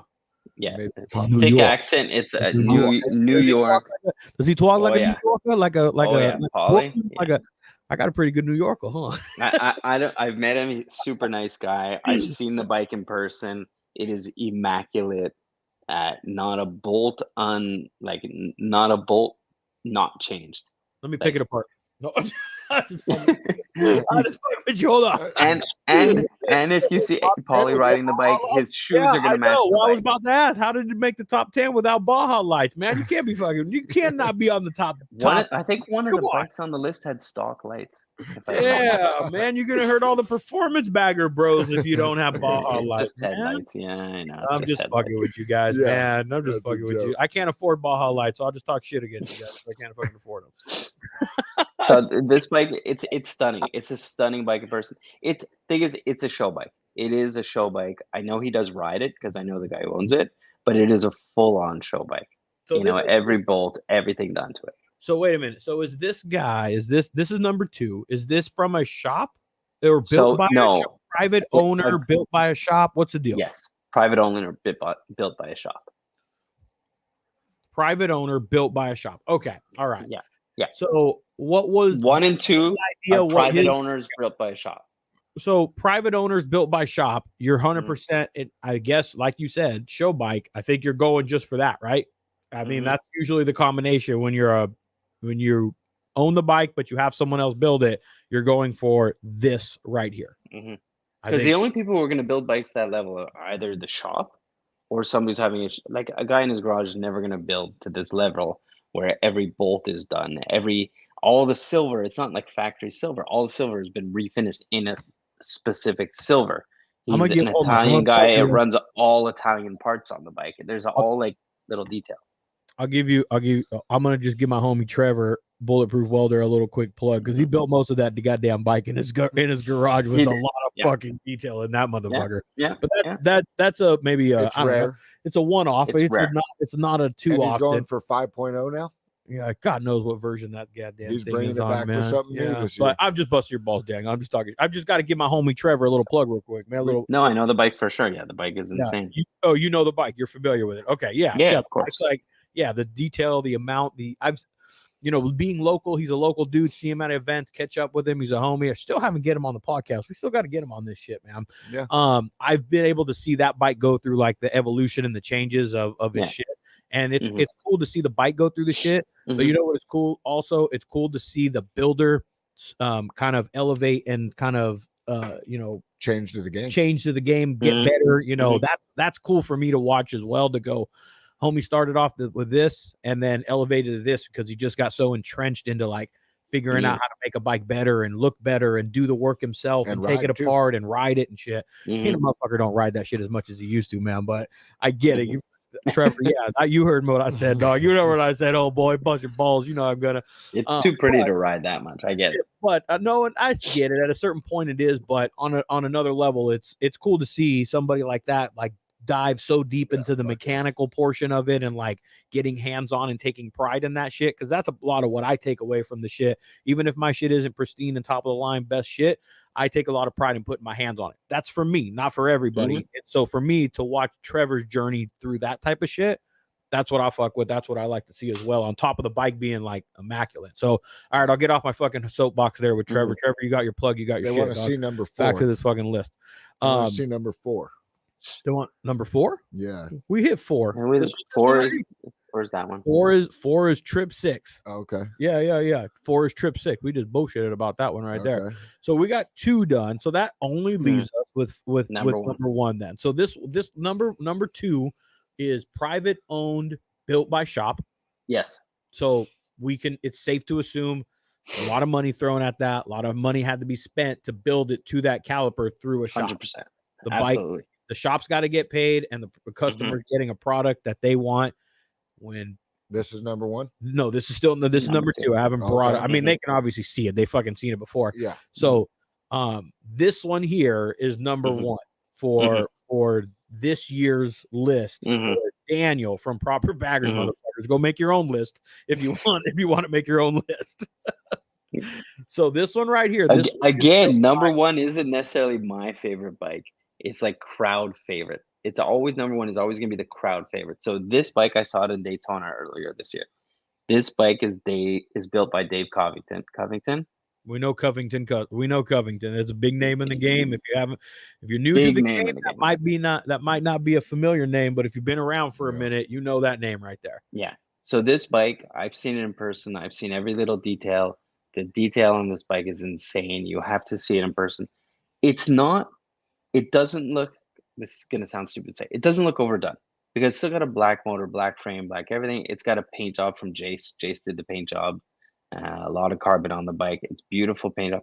It's just a beautiful bike. It's well put together. It's insanely built. Like the gauges are custom carbon fiber gauges. Yeah, it's crazy. The bars are also, aren't they? Yeah, and they're candied. Yeah. Like it's the level of when I first saw this bike. So full transparency, I first saw this bike in Daytona. Right away, I didn't want to like it because it was a guy who built a bike. Dave Covington built a bike. So is it fair to put him in a contest or in a category next to a guy who built the bike himself? You know what I mean? Like, so if you look at Fitz of Rage, he built that bike. I don't know if he built it himself, but he pieced it together himself. He wrenches on it guaranteed. Whereas this guy dropped off his bike with Dave Covington and said, "Here, build me a bike. Here's a Yeah. very large check." Is it fair to put them in the same category? Right. So this is something I struggle with. But I can't deny how insanely beautiful this bike is. Even if it's not necessarily my favorite bike of the year, it is wildly, the details are insane on this bike. And it's very tastefully done. I hear what you're saying. I can You respect know? that, man. I can meet you. I can meet you right there and go, I get it. It may not be when you compare it to like you said, Fits of Rage and this one, I can meet you there and go, someone who designed it themselves and had someone else do it or do parts of it versus dropping this son of a bitch off. Here's a blank check. It's not here's a big check. Here's a blank check, because that's what you need to drop off to kind of do this and go, here's what I want. There's a big difference between that two. My bike and your bike, Joe, are never going to compare to anybody that can do, something like this. Daniel, how much would your bike be on the same level of being able to compete back in its heyday, let's say, or whatever the fuck we want to dub it at? My bike has, I've never, I have a stock frame. I have a motor built, but I don't think so, because this has a full subframe under it. I'm sure the motors have been pulled out of this, and the frame is perfect and smooth. And I don't look at my bike as a show bike. I guess I built my bike to ride it. I don't think it's ever once been in a bike show. I go to bike shows, I park it. I don't ever enter them, because I don't like bike shows between you and I. I'm not a fan. I don't care. I just enter them to get front row parking. I was just gonna say, I mean, something like You're preaching to the choir. You're preaching to the choir. It's nice and all, you know what I mean? And it might win shows, but to dump that money into it, to still have knobbies and a tire sticker on your front tire at a show, So, come on, man. so let's. So, didn't even notice that shit, oh boy. but the bike was brand new for this show. The Come bike on, was literally man. brand new. You know what I'm It was saying? brand new. Leave it to Beaver, bro. I'll call it out. You should at least ride around the parking lot to get the knobbies off and shit. Bro, that still has the red and green stripe on it. You know what I mean? Mhm. And it's probably gonna be like that all year, bro. So I don't want to throw anybody under the bus. So click on the owner's profile. Let me see. Is it let's see. BMAC. Where? Oh, there it is. First thing. There it is. Okay, owner. Let's see. So let me start by saying, when I met the owner of the bike, he's gonna put you in a guilt trip when motherfucker brought up his page with his kids and shit on it. Just fucking pictures of his dog and shit. yeah, it's all his kids. But scroll down. I wonder if you're gonna see his bikes. Scroll down. Let's see. This here's one. Is this a bike? I mean, this is a bike. Yeah, No, right. yeah, but no. It's one he rides. Fucking. And it has bars and a big, these big ones it's over here? big wheel baggers. Yeah, so he's one of Dave's He's a very fat good tire customers. He's a fat He's tire. built multiple bikes with Dave, like Okay. multiple bikes. So he's This one is of Dave's better customers. He's just got money. This is Covington style. This is a Dave. It's This Covington is a Covington built fucking bike here. So this is one of Dave's customers. So this is exactly. This is the classic affliction wearing G- shirt. But he's not. He's a really nice guy. Let me put I it don't out know there. if He is he a is. good guy. I don't know if it's 100% that, outside of that, but I'm saying in the general so program of the Harley scene, this Well, is where it's going now. Is they switch from this to this Yeah. to win a show. yeah. So that's what I'm saying. So that's we're gonna, because we've seen the list. Now we're gonna start diving into this shit, because that's a good context to this. Mhm. Because now we at least know who's number one on the list, and not listen. Homeboy, what is his name here? I'm sorry, I'm not B. Whatever, however you pronounce your name, B. Mark, however it is, dog. Mhm. Listen, B-Mac. beautiful bike. Of Listen, course. I'm telling Joe would agree with that. Joe would Of agree with course. that. But I think And let me say, when I saw the bike and I knew it was a Covington bike, I knew somebody just wrote a big check. I wanted to not like the bike and not like the owner. That was where my mind went. Probably the same thing you guys are thinking.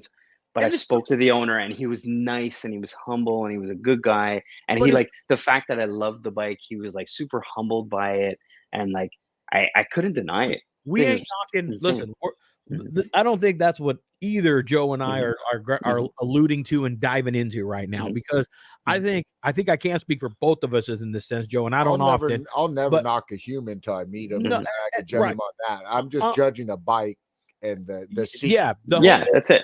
He had somebody build him a fucking absolutely amazing bike. He gave Covington Customs the opportunity to show what they can do and how they can do what they can build for not just him, but obviously for other people. That's business. That's hustle. And maybe, let's say, maybe he had a lot of influence into how the bike was built. I don't know. We don't know that. Like, it's very possible he dropped it off and said, "This is what I want. This, and this." And then Dave built him that. So it'd always be fun. I want to make it clear.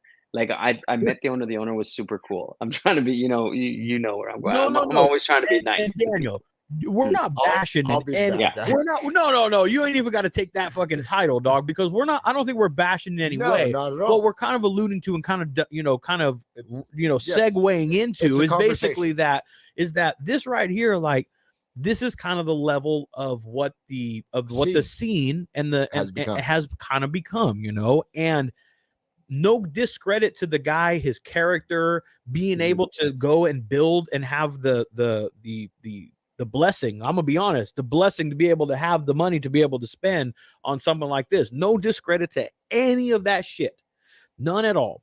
But this is the level, and this is why I think, to kind of context what we're about to go into. You saw Daniel the other day, what Bobby was talking about the scene and all that shit. That is why I think a little bit why there's a feeling, and it has been for a while for me. I was just the black sheep back in the day that fucking I was like you, Joe. I was a black sheep to fucking come out and be like, oh fuck, man, we're fucking in this fucking thing. And now it's really apparent, I think that's the best way to put it, that it's at this level. And here's an example of it. Doesn't mean that you can't build a motherfucker like this, but it just means that's the level of what this scene is at. My opinion, what I fucking think, that you got to have really deep pockets to compete. There's no way you can compete if you don't have deep pockets. We all know that looking at a bike like this. So for me, performance bagger, I'm going to go into a performance bagger show.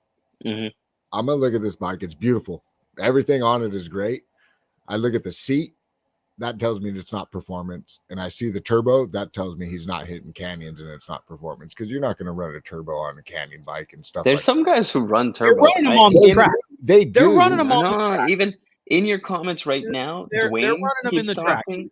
You see Dwayne C keeps commenting in your things. So he rides a turbo bike, and he rides that bike. And he bought that bike from Ben, which is another guy I know.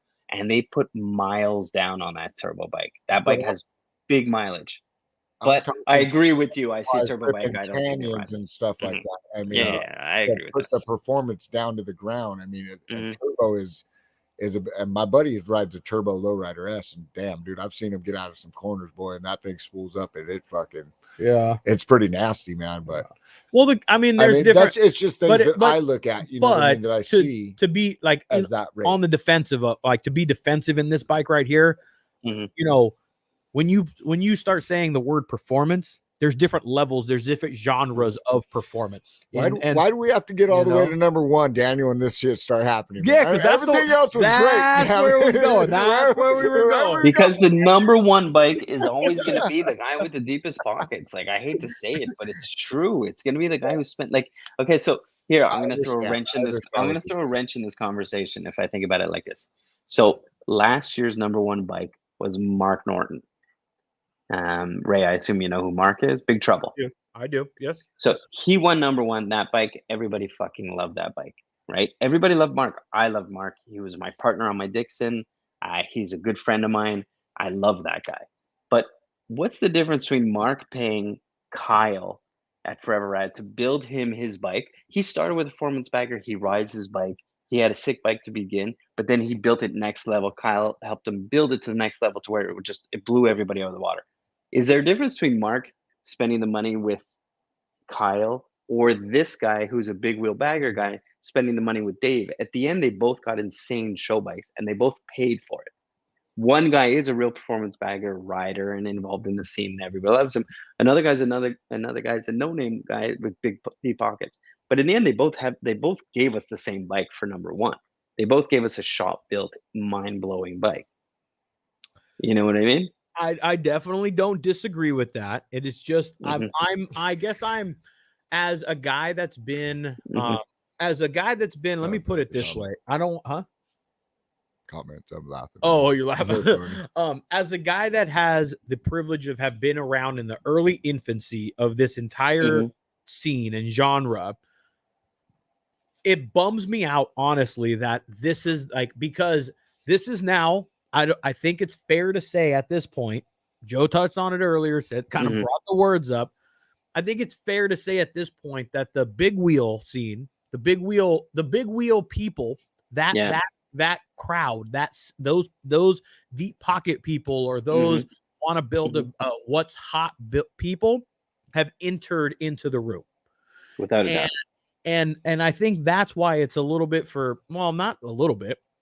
That was why for me a while back I saw that kind of writing on the wall because I saw it in its early Mhm. stages and I was the one that was just disgruntled about it. But now it's just to the point where this is what it is now.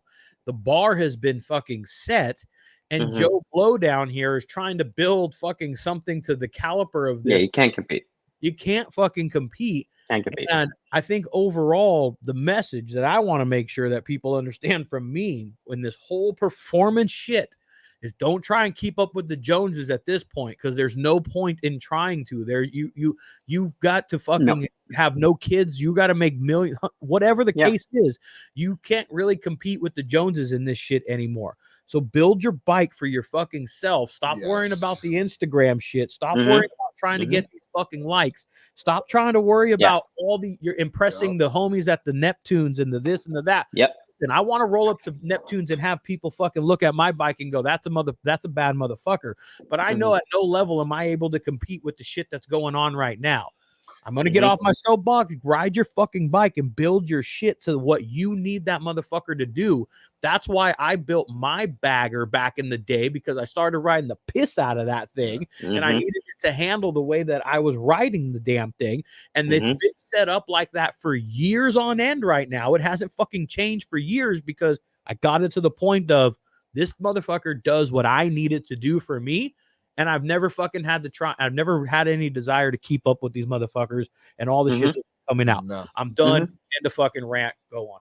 Sorry. But usually when somebody builds a bike, they do it once and then they kind of like they ride it and it fades into the background. And I it's funny because at my show, when I judged in Daytona, one of the shows that I helped judge in, my favorite bike for performance bagger was like a 3-year-old build, and I was obsessed with the bike. I thought he blew everybody away. But you have a bike that's a 3-year-old build that everybody's seen for 3 years, or a brand new build that's not as nice. The brand new builds always win the trophy. And when I suggested to the people that I was judging with, I said, I think this guy should win. Their answer was like, yeah, but it's an old bike. I'm like, yeah, but it's definitely the best bike here. Like I was like vetoed. I was like, no, it's got to go to this guy. It's a new bike. There's politics, I guess, involved in it, and it's always like the newest, best. The who has the new bike that's this Dave Covington bike. It showed up at a bike show that nobody expects to see, and everybody in our community, we all know each other. And then a bike shows up and it blows everybody out of the water. And it's like, wow, that's kind of crazy. What do you we got a homie in the chat right now, them Robinson. He's been a Yeah. follower of the page. I Yeah. don't know if you're familiar with the bike or Yeah. you've seen it as well. Mhm. I want it. Joe was like, hey, let's check out that Or shit they were right there. talking about it on the Yeah. on the stuff. Beautiful bike. Yeah. And so like he was saying in here a little bit, he's like, my pockets are shallow. So this is a bike. This is a homie that's been a follower of the page. I'm sure Daniel, you've seen his I know. bike make its Yep. rounds. You've I seen think you're Mike, familiar with it, Mike was homie too. Yeah. And so this is a bike that we've seen kind of make its rounds. Hold on, where was I? I was looking at. I mean, we were. Oh shit, wrong one. Sorry. Hold on, let me get out of here. Wrong fucking page. Here we go. Okay, this was a bike that like. If you don't have like that's clean deep pockets, this is clean. Sick. This is Very, this very is like nice just bike. like eye catching. It's Mhm. there. It's fucking for me. It beautiful hits paint. The yeah, flames her- are cherry. hits Sick. note. It hits the right tempo. Yeah. That's I nice. posted this bike a few times. I posted it multiple times, and I spoke to him many times on DM. Sick bike. Sick bike. I Beautiful don't bike, yeah. Robinson. Yeah, and I think I saw it before it got some paint on it. I think there was some other shit that was going on with it before it got the flames and stuff. But I mean, like Is this it right just here. me? But I don't think he's from North America. Am I wrong? Am I confusing it with somebody in Europe? He's in No, the he's No. in the Oh, no. chat It is. here. Okay. Yeah. Where are you based out of? I don't know why I thought he was right here out in of California. country. I think, Okay, homeboy. he is in California. Yeah, Okay. he's right here in California. Hey, I'm gonna defend the West Coast in California. Only California be putting out shit like that, man, dog. Oh, come on, dog. We only be putting out shit like that over there, man. You know, we putting out heat over here on the West Coast, man. We're gonna take credit where fucking credit's due, dog. Beautiful bike. Beautiful bike. It's a clean bike, man. Them Robinsons is he's a homie. He's fucking put some Beautiful bike. Yeah, beautiful bike, man. But, Again, and I get a lot of people messaging me like, how can I get in the top 10 list, or what do I have to do to get in the top 10? And they have insanely nice bikes. And I have to just kind of like politely say, like, there's no application. I just have to see it. I have to find it. Got to get rid of those T-Rex arms. Can hey, here should be your response. Show me the $150,000 check. I don't take bribes. I'm a non-bribe guy. Fucking bike to get You built. think that bike costs $150,000? Which one? The top one? Yeah. Oh, dude, this is probably $150,000 fucking build right here. I have an idea of what the check was. At the least, it was big money. I would say I think it's more. It's possible. It's quite possible. It's more. I feel like I'm safe saying that this is $150,000 build with everything done. Nothing. For the if he didn't and the shop did everything. More than that's $150,000. And it's the shop too. The shop is a big known shop. Like, to get a bike built by them, it comes with a premium too, because you're going to top tier builder. Of course. Like it doesn't get gate. Is it a CVO? Is it a? I think it's just a regular Road Glide, black Road Glide special. Is what it looked like to me, but it's hard to tell. Everything's been done. Yeah, So everything's been taken. Wait, you know what? To your point, go out. I want to show you a bike because of on your topic. page. Yeah, go to that one there. Literally where you are.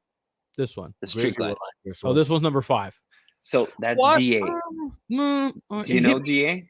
It hit me really. It hit me like for the exhaust on it. It hit me like really quick. Like oh, I kind of fuck with it, and then it kind of lost me when I started looking. I'm like, well, everything kind of blends. Nothing fucking is standing out to me. But that was my first. It's more that. Do you know the shop? Let me see, which shop is it? Yes, yeah, they built some. Actually, if I remember this shop, I've seen this shop back in the day. I know they built fucking big wheels around and some baddest big wheels around. I think one of their. I think I ran a bar setup of theirs that they had on my Road King back in the day. Little mini ape kind of meat hanger style look. I think like this shit right around. Oh no, that one doesn't have any bars on it. But yeah, I'm familiar with the shop. I am familiar with them. So they've been, if you were in the big wheel scene, these guys were king of the big wheel scene back then. They still are. They're finally starting to build performance baggers. And the guys who run the shop, they both ride performance baggers, but they're in Chicago. All their customers are big wheel guys. You know what I mean? And I remember they said to me, I was with them in SEMA in like 2020, just before COVID hit, or 2019. And they said, if we could get paid to build performance baggers, we would, but there's no money in it. So we build big wheels.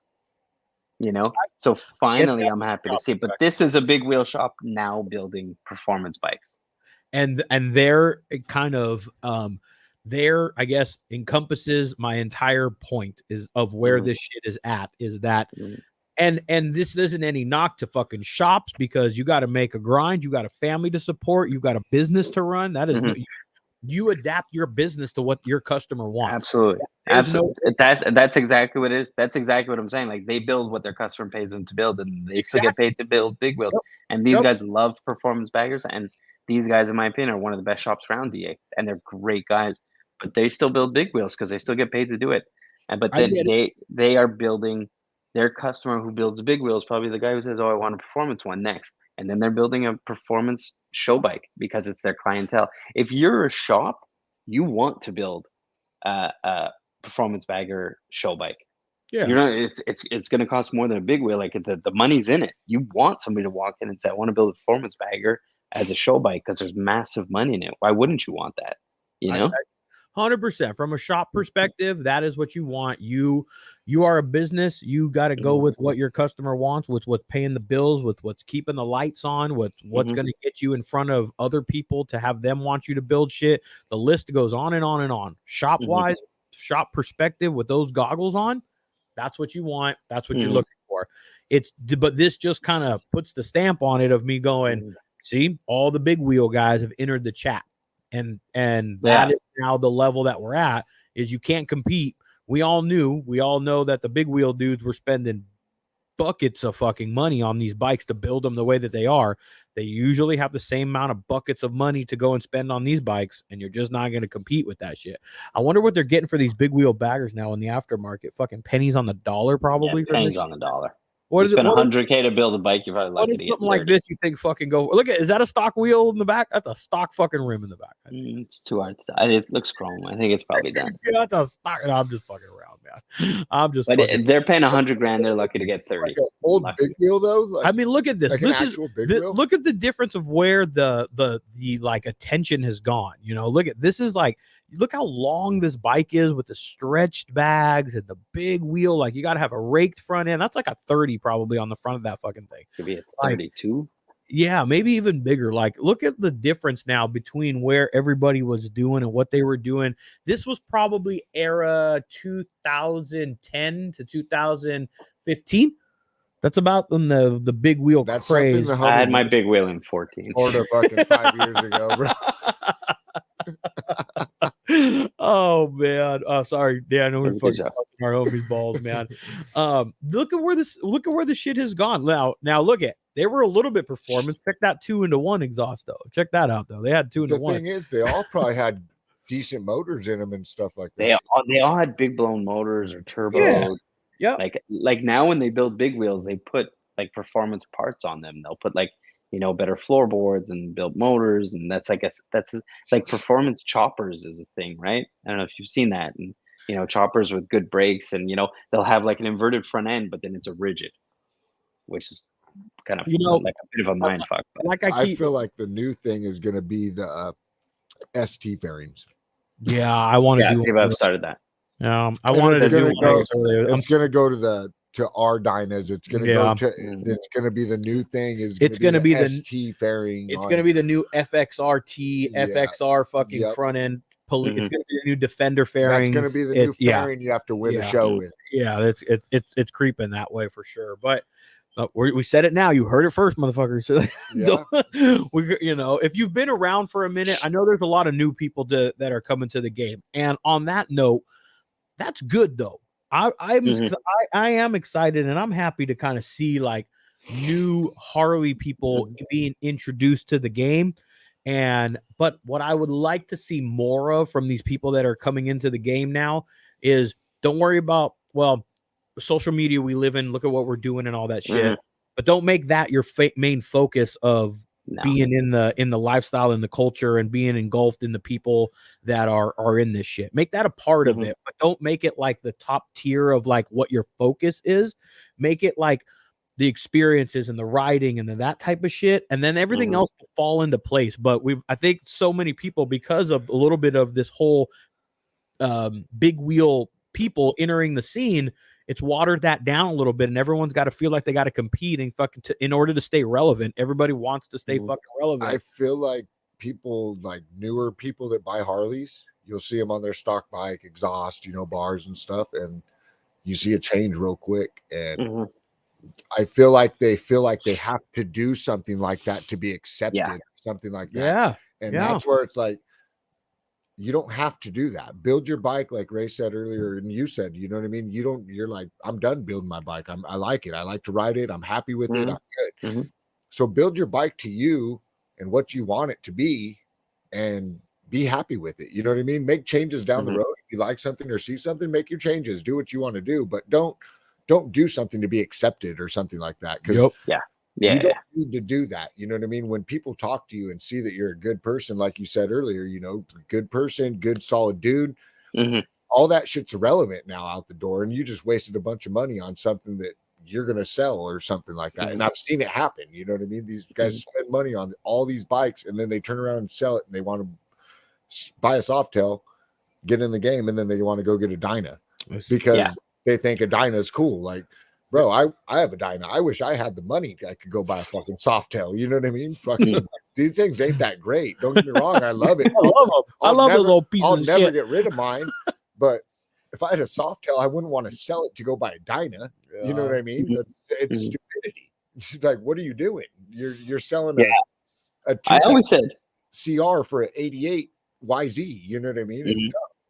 It's I always said when I built my bike that after I had my big wheel and then I switched this Road Glide and I started building like the performance bike before the page and all that shit, it said I won't do anything that's not going to make the bike better, handle, perform, etc. If there's no purpose, I'm not doing it. The big wheel was all about doing things that make it worse and purely aesthetics.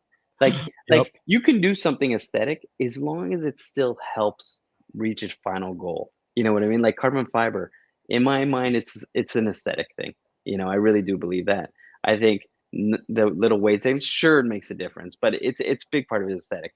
So it helps. But so like that's the performance thing. As soon as you start doing things that aren't gonna change how the bike is riding, then you're kind of veering off in the wrong direction. But at the same time, like while we're talking and hating on the shows and stuff, where there's Harleys, there's shows. Where there's cars, there's shows. Like it kind of comes up, we all hate on the big wheels, right? Why do we all hate on the big wheels? Well, before the big wheels, we hated on the fat tire choppers, the stretched out choppers. Everybody hates on everything, and then now the big trend is like, I feel like people are talking a lot about going back into choppers, choppers, born free. Give me a fucking break. There's no bigger show scene than choppers. You don't ride a fucking chopper. They never go to shows. They only go to shows. Choppers suck to ride. I've owned one. They're called bar hoppers, man. You cruise around, you ride that thing 5 miles to the bar in town, and you ride it home. Yeah. You know what I mean? That's it. So motorcycle shows, like bike shows, people dropping big money on shows. It's as common as the scene itself. There isn't one without the other. So I just like, I don't hate, I used to, like years ago when I was in the scene at the very beginning of this, I hated on the scenes, on the shows, because I'm like, that's not what we're about. We're about riding. And if you're not about riding the performance bagger, you don't get it. And I still feel that way, but I understand that where there's motorcycles, where there's custom cars, where there's custom anything, there are shows, and there's no way to get around it. So we just need to like accept it. So if you don't like the shows, don't go to the shows. Like you said, you go for good parking. That's why I go to the shows. I go for good parking and I see my friends. I make sure I can roll in late and leave early. I'm always the first thing I say, like when I roll in, where can I park that I can leave? Because I know I'm not going to be here all day. Like guaranteed. I feel you. Listen, the shows, like the shows where there's Harleys, there's shows. You're right. But who amongst us doesn't like people, or really who amongst it doesn't like for people to like inquire and ask, and like, talk 100%. About it? Like we all want that, we want the recognition. Of course, it's cool. Well, I don't necessarily. Yeah, some people you want. Do if you park your bike, you want somebody to look at it and say it's bad. You know what, man? To be honest, I've parked in a lot of shows just because I want to park up front. And there's that. Be able to walk away from my bike. It ain't winning shit, dude. Especially with the triple oil about a silver dollar. Every time that fucking thing, it marks its spot everywhere we go, man. I love being able to park up front and being able to put my helmet there and just be able to look at my bike. Our buddy James, he's in the chats. He does the same thing, man. He'll park in the show just so he can park inside and have good parking. Yeah, everyone wants people to inquire about their bike. There's no doubt about that. When you own a motorcycle, what's that fucking one audio? There's an audio on like Instagram where it says like, I washed this thing, I cleaned this thing, I put all other dudes. Yeah, for the hope that some other dude's gonna come and talk to me about this fucking thing. I 100%. Think this is the gayest thing I own. Like when I heard that shit, I go, fucking hey, that's about right, man. And so I say that because you'd be lying if you didn't want somebody to ask you, inquire about your bike. Your intentions of what you want out of that is fucking stroking your ego or just start sparking a conversation that lies amongst all of you people and what it is you're seeking with people coming and talk to you. You're right. I enjoy people coming and talking to me about my bike, but what I find doing myself is, my bike may fucking get us to spark a conversation, but once that happens and I try and steer the conversation into, let me talk to you now. Like, who are you? I don't like, I've talked bikes for fucking forever.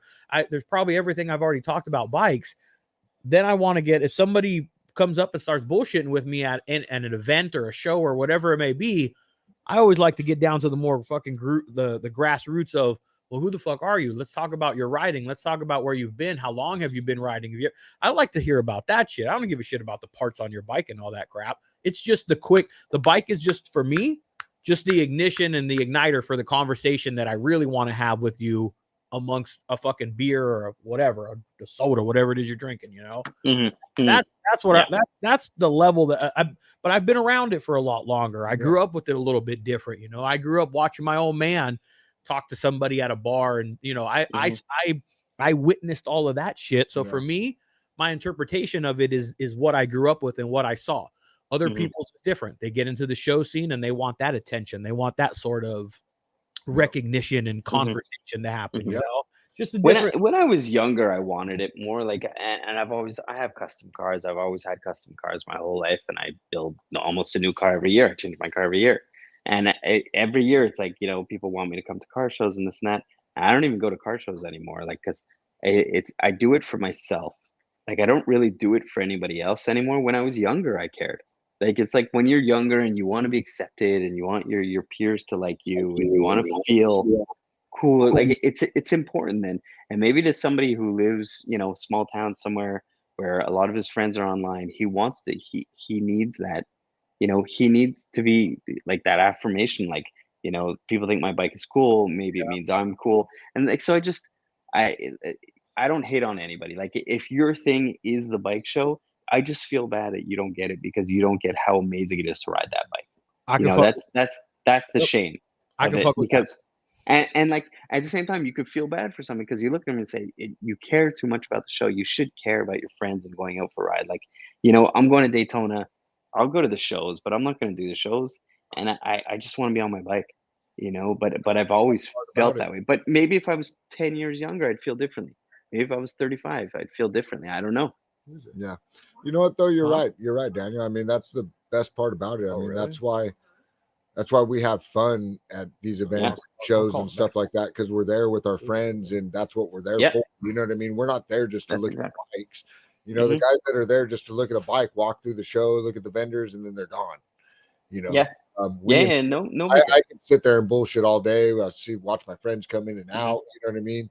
Have a beer, and I might not stay there all day. You know what I mean? But it's enjoyable. It's a fun process for me. It's not that's the best part. Yeah, that's all. Like shoot the shit with your friends. Yeah. Yes, exactly. Every time I go to a bike show, I'm always asked to judge, and I always say yes because I want to help people out. Because usually it's my friends who are running the show, and then every time I get there, I'm like, fuck, I don't want to do it. Like, I don't want to walk around and look at the bike. Isn't that the worst possible thing? Because now you're on the spot. Judging is terrible. Right? It's like, come on, man. I mean, because it's not even that. There's so many beautiful bikes nowadays too.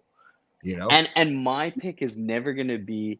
So I have to pick the bike that I think the majority of the people are going to like, because I've seen 98% of every performance bagger that's been built for the last, as long as my page has been around, and I've seen them and looked at all pictures from every angle. So I know the bikes, I know the owners, I know everything.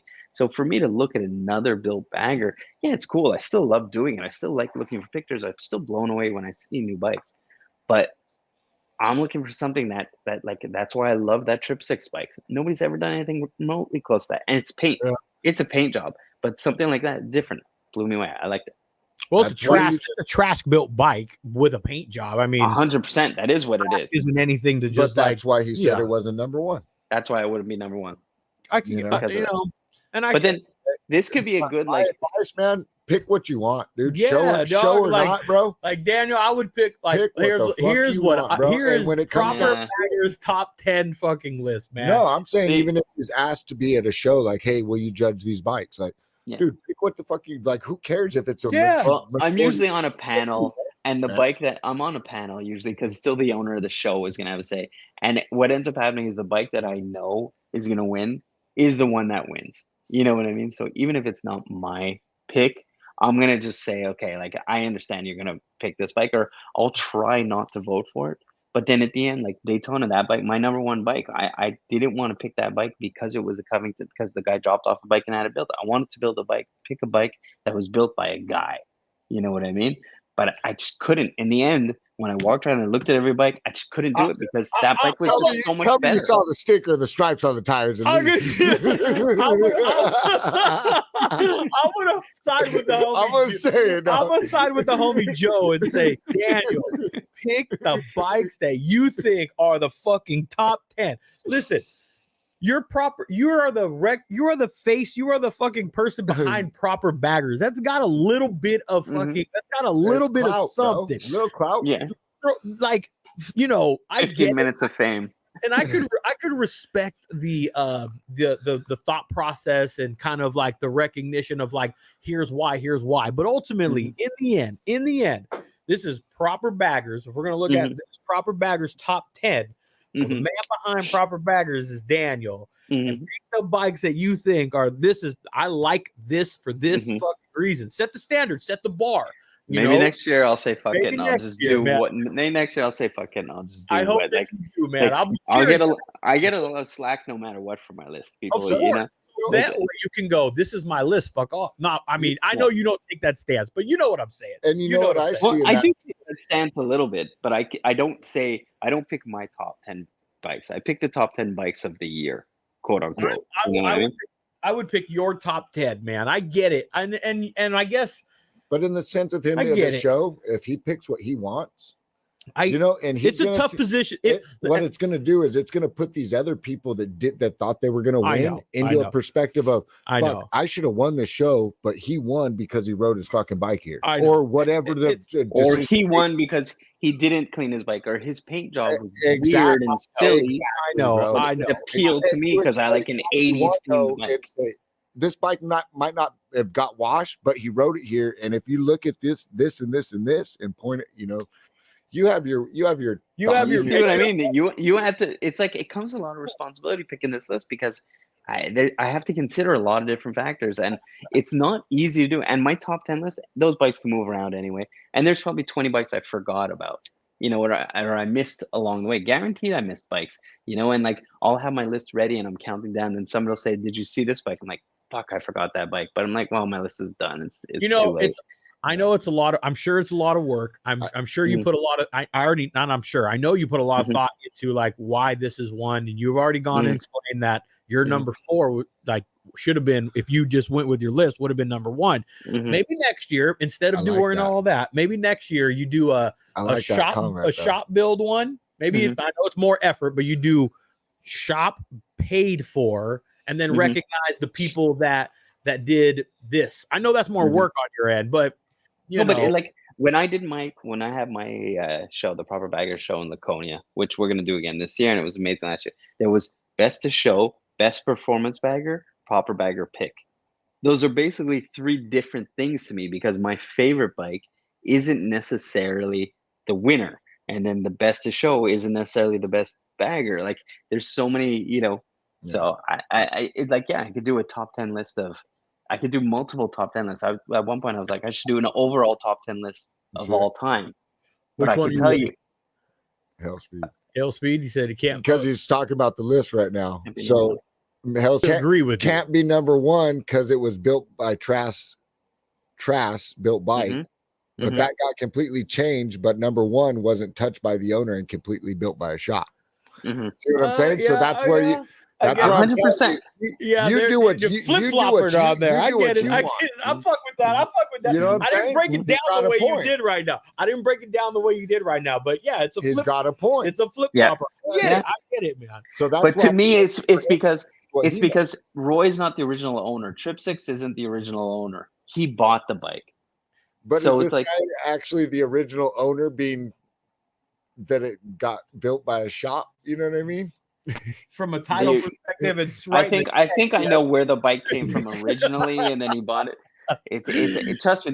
Next year, you guys should do this. You'll see what a pain in the butt it is. And everybody you know is going to tell you their bike should be on the list, and you got to say to them, "Yeah, I have a very good friend of mine who's got an insane CVO, and for like 3 years, he's been like, why aren't I on your fucking list?" I'm like, "Your bike's cool, but I don't love it." You know what I mean? Call me 1 day before, call me 1 hour before, and I'm going to say, Daniel, just do what the fuck you want. Listen, Joe, it's easy for us to sit here I know and pick it apart. And that's why I pre-context. And then everybody's talking shit online.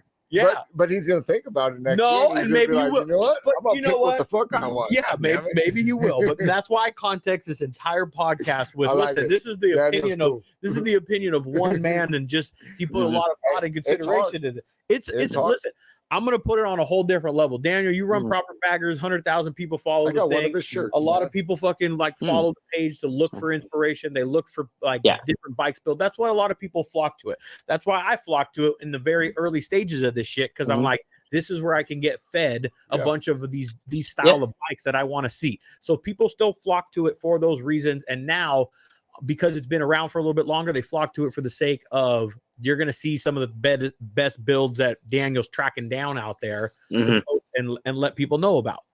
And I truly appreciate how much people love my top 10 list. Like, it gets people talking, good or bad. The fact that it's become like a thing where the Proper Baggers top 10 list every year is like a thing that people want to be on and people accept and talk about is very humbling for me. Because to me, it's just a stupid list that I started years ago when I was bored. I'm like, oh, and yeah, let's do a top 10. And now it's like a you know, in our scene, it's a big enough deal. But like, I don't let it go to my head because I still think social media is bullshit. You know what I mean? I think that's why people like the page, because I don't take it too seriously. It is what it is. But you know, I appreciate now the list is I'm just busting balls, man. I'm just being funny. Now the list is, did I spend enough money to make the list this year? You're not wrong. But you're not wrong. You're not wrong. I'll tell you what, that guy's gonna get a lot of business this year, boy. The guy that built the shop that built the bike, 100%. But ultimately, in the end, I know we're bust balls. I know we talk shit. I know we do what we do and we keep it real around here. But ultimately, in the end, I've said this plenty of other times. The best type of thing that works out when the customer is happy and when the shop is happy with the dollar amount and the customer gets what they want, when both parties are happy with the outcome, that's all that fucking matters really in the end, because both people are satisfied, both people are content. There's a nice fucking bike for us to ooh and awe and debate and talk over and do all that type of shit in the background and make all this noise and talk about it. But in the end, the owner got what they wanted for whatever reason they wanted it, whether it was to ride it into a show with stripes on the fucking tires and not have any wear marks on it. Ride it, bro. I know. The owner got what they wanted, whether it was that to fucking have everyone drooling all over this bike, or whether it was to really rail this fucking thing and go and ride the piss out of it. Yeah, we don't know. Like, the bike was just built last winter. Maybe after that show he rode the bike all summer. We know. We don't know.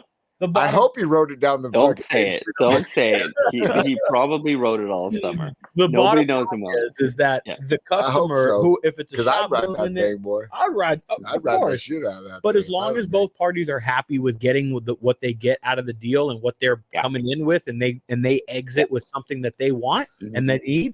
That ultimately, in the end, is really what it boils down to. Our opinions are just our opinions, just like Daniel's fucking list, and so on and so on. So, you know, you can't knock any of that type of shit, and I never will knock type of shit like that. But you know, we've just been around for a little bit longer. I think it's fair to say at this point, just especially like in the social media aspect of it, right? We've been kind of engulfed in the whole performance. I think it's more of just being around old school bikers and growing up. But we've seen this fade. We've seen this fad, this scene, this fucking culture of performance baggers from the beginning. From the fucking early infancy of it. I'm not gonna sit here and say I was like the fucking first days, but I was somewhere in the beginning infancy of this thing. I was, involved in it, you know. You know what it was at the very beginning? We all knew each other. Like, you know, in the 2018 days, you know, the 6 years ago. So it's like anybody who had a performance bagger almost anywhere in the world, you knew the bike, you knew who the guy was. Yeah. I couldn't find bikes to post. It was so rare. You go somewhere and somebody has T-bars, you get like right away you could talk to him because like this guy gets it, because there were so few and far between, and we all spoke to everybody online. Everybody was super cool. Everybody was friends. It's not the same world we're in, but I don't think it's a bad thing. Like, so we can go into like, you know, Bobby going off the other day and all the performance scene is dead and stuff like that. So man, I was laughing. If you can't take a little bit of that as a joke, Like, yeah, I know Bobby. He's super cool. So like, I don't have any issue. I don't read it. I'm exhausted when I try flipping through it. I'm like, how do you have the time, dude? But like, that's just. I gotta do it when I'm taking. Here's my secret. Don't do it when you're taking a shit because you need that much time to be able to fucking thumb through all that. I shit. gotta post. When I'm taking a shit, I gotta post. I gotta post your bikes. I got a Yeah. post. Secret, fool. Do it when you're on the shitter. That's the time. 2 bikes a day, 2 shits a day. Yeah. Morning and night. That's what Fucking you do. perfect. Literally couldn't be further from the like 100% true. So everybody, You know how knows Post Malone writes all his songs when he's taking a shit? I do most of my posts when I'm taking a shit. Oh man, Yeah. that's fucking great. If I see a post pop up, we're talking. Popped out. Yeah, you know it. And the past couple videos that I posted online about the podcast, I was sitting on the shitter this morning. I just put the green screen behind me. Is that why they were so Of course. shitty? Yeah, that's why they were so shitty. Oh shit, man. Oh, But man. they, All right, so, all right, back on so track. my thought on this performance thing that people are like going off about, and is it dead? Is it this and that? I think I don't think it's dying. I don't think it's dead. I don't think anything's changed. I think that the only difference is the hype is gone. So it spent years ramping up. And when it's ramping up, everybody's spending money and building the bikes, spending the money, building the bikes. Everybody who's already been riding motorcycles are switching to performance bikes and this and that. And there's so much hype to get it to where it is. And now it's kind of there. It's the norm. You go to your dealer, if you're going to buy bars, they're going to say, do you want apes? Do you want T-bars? These are the 2 things your dealer is going to offer you. Half the bikes in the dealership are performance. Actually, most of them are performance. Everybody's buying performance parts. That's on the wall in the dealership. So it's the norm. So the only difference, in my opinion, is that the hype is gone. Nothing's changed. The scene is still there. And the companies, the manufacturers, they may not be selling as much as they were before because everybody's kind of on board now. So the only people buying parts are the people buying new bikes or new people into the scene. You don't have all the bikers who were in the scene who were transitioning over. You know what I mean? Like a big wheel guy or a Dyna guy who's moving over. So that's why I think, I don't think performance is dying. I don't think it's going anywhere. I think it's got legs. I think, yeah, of course it's going to fade to where it's just going to go in the background. Like the way like performance cars, they're always going to fade into the background, but they're always going to be there, you know, and there's going to be a trend. There's going to be always trends coming and going. But I think the performance Harley stuff will always just be there in the background. The way bikes with apes will always be there in the background. It's just everybody's talking about trends dying. I mean, I don't know why everybody's so concerned. Who cares? You know what I mean? Ride what you like. You know what I mean? But just the hype is changing, and that's all it is. Like, and I don't get the arguments and the people like everybody going off. I mean, I don't know why anybody really cares, anyways. I think it's just more because there's people that have been around it for a little bit longer, where just that's why you feel not like you have to care, but just why you're like, hey, let me chirp for you newcomers or you whatever. Let me kind of school you a little bit. I think that's why. You know, I don't think it's for me. For me, that's why you know, if you go back and listen to any of the podcasts that we've done, I'm big on not engulfing, but diving into the history and the culture and the lifestyle of what Harleys are. You know, for everybody, it's a little bit different, but I'm more of that than getting fixated on the trends and the fashions and this, because those will come and they will fucking go. They will, that is a constant evolution of Harley shit. But being engulfed inside of the actual like lifestyle and culture of it, that, I don't know, it amplifies the feeling for you, I think, a little bit more, you know. You've been riding Harleys for how long now? 13, 14 years. I've only ever been on Harleys. See, so like 2011. That's a long enough time to at least, like, whether it was way early in the day, my exposure to it was earlier than yours, but regardless, you only recognize and can familiarize yourself with the lifestyle, the history, the culture of it with years, with tenure, with time. Yeah, it's my dad. I have a biker dad. Yeah. My whole life I've been around, bikers in his clubhouse and stuff like that. So it's when I got a motorcycle, it was only ever a Harley. Yeah. It was. There was never. I never considered any other bike, and to me, yes, it's a lifestyle, but I mean, lifestyle. I'm not a Harley guy. I don't wear Harley clothes. I don't wear boots. That's right. you, That's right. you know, I don't do any of that. When I'm not working, yeah, I wear a black t-shirt and I have tattoos, but the rest of the time, I'm just a normal guy. And you know, my dad or somebody will say, "Oh, you're a biker." I'm like, Don't call me a biker. Like, I'm not a biker. I'm not you in the '80s with your mullets and your Harley Davidson, everything head to toe. I am not that at all.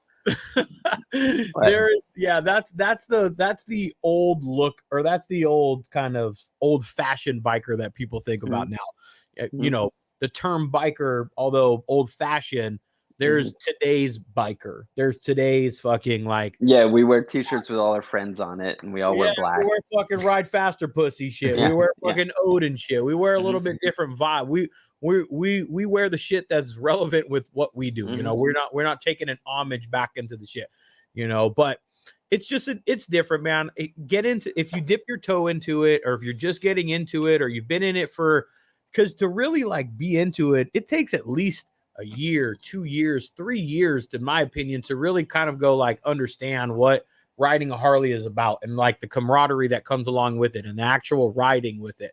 It takes a little bit of time to understand that, because at the very first portion of it, you're so fucking bit by the bug of just fucking going and riding and like hanging out at the bar and going to the shows and doing all that type of shit, that I don't think people experience the riding portion of it nearly as much, you know, and it's just, that's part of, everyone wants that instant gratification nowadays. We're in 2024. We started riding motorcycles before social media. So when there's guys, it was really a motorcycle because you wanted to ride a motorcycle. Now you could look at social media and say, "Oh, that looks really cool.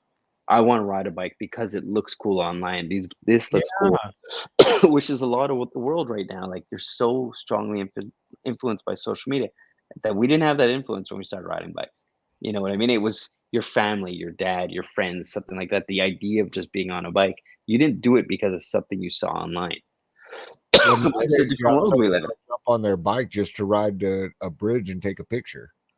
You know what I mean? And ride back home. See, like that's the part of the like social media. You're not shit. Enjoying the ride. You know what I mean? Go just ride. And don't get me wrong, we all post stuff and shit. I love there, but I'm not gonna ride anywhere that I'm not gonna go and want to actually ride and have a beer with my boys and some tacos or a burger or something like that. Like, I'm not gonna go ride to this special place to take a picture or a video or something like that. If it's not in the fucking, if it's not in the realm of where I plan to go, then it's not happening. You know what I mean? I'm not. You know what's really funny? Whenever I post bikes, I always ask people, "Get me good pictures. Get me good pictures." If you ever see my personal bike in a post, you'll always see it's a terrible picture because it's in the background somewhere. I never take pictures of my bike because it'll be on a wall with a bunch of shit behind it. That if somebody sent me the picture, I'd be like, "That's a terrible picture. Why is there so much crap behind it? Take better pictures, dude."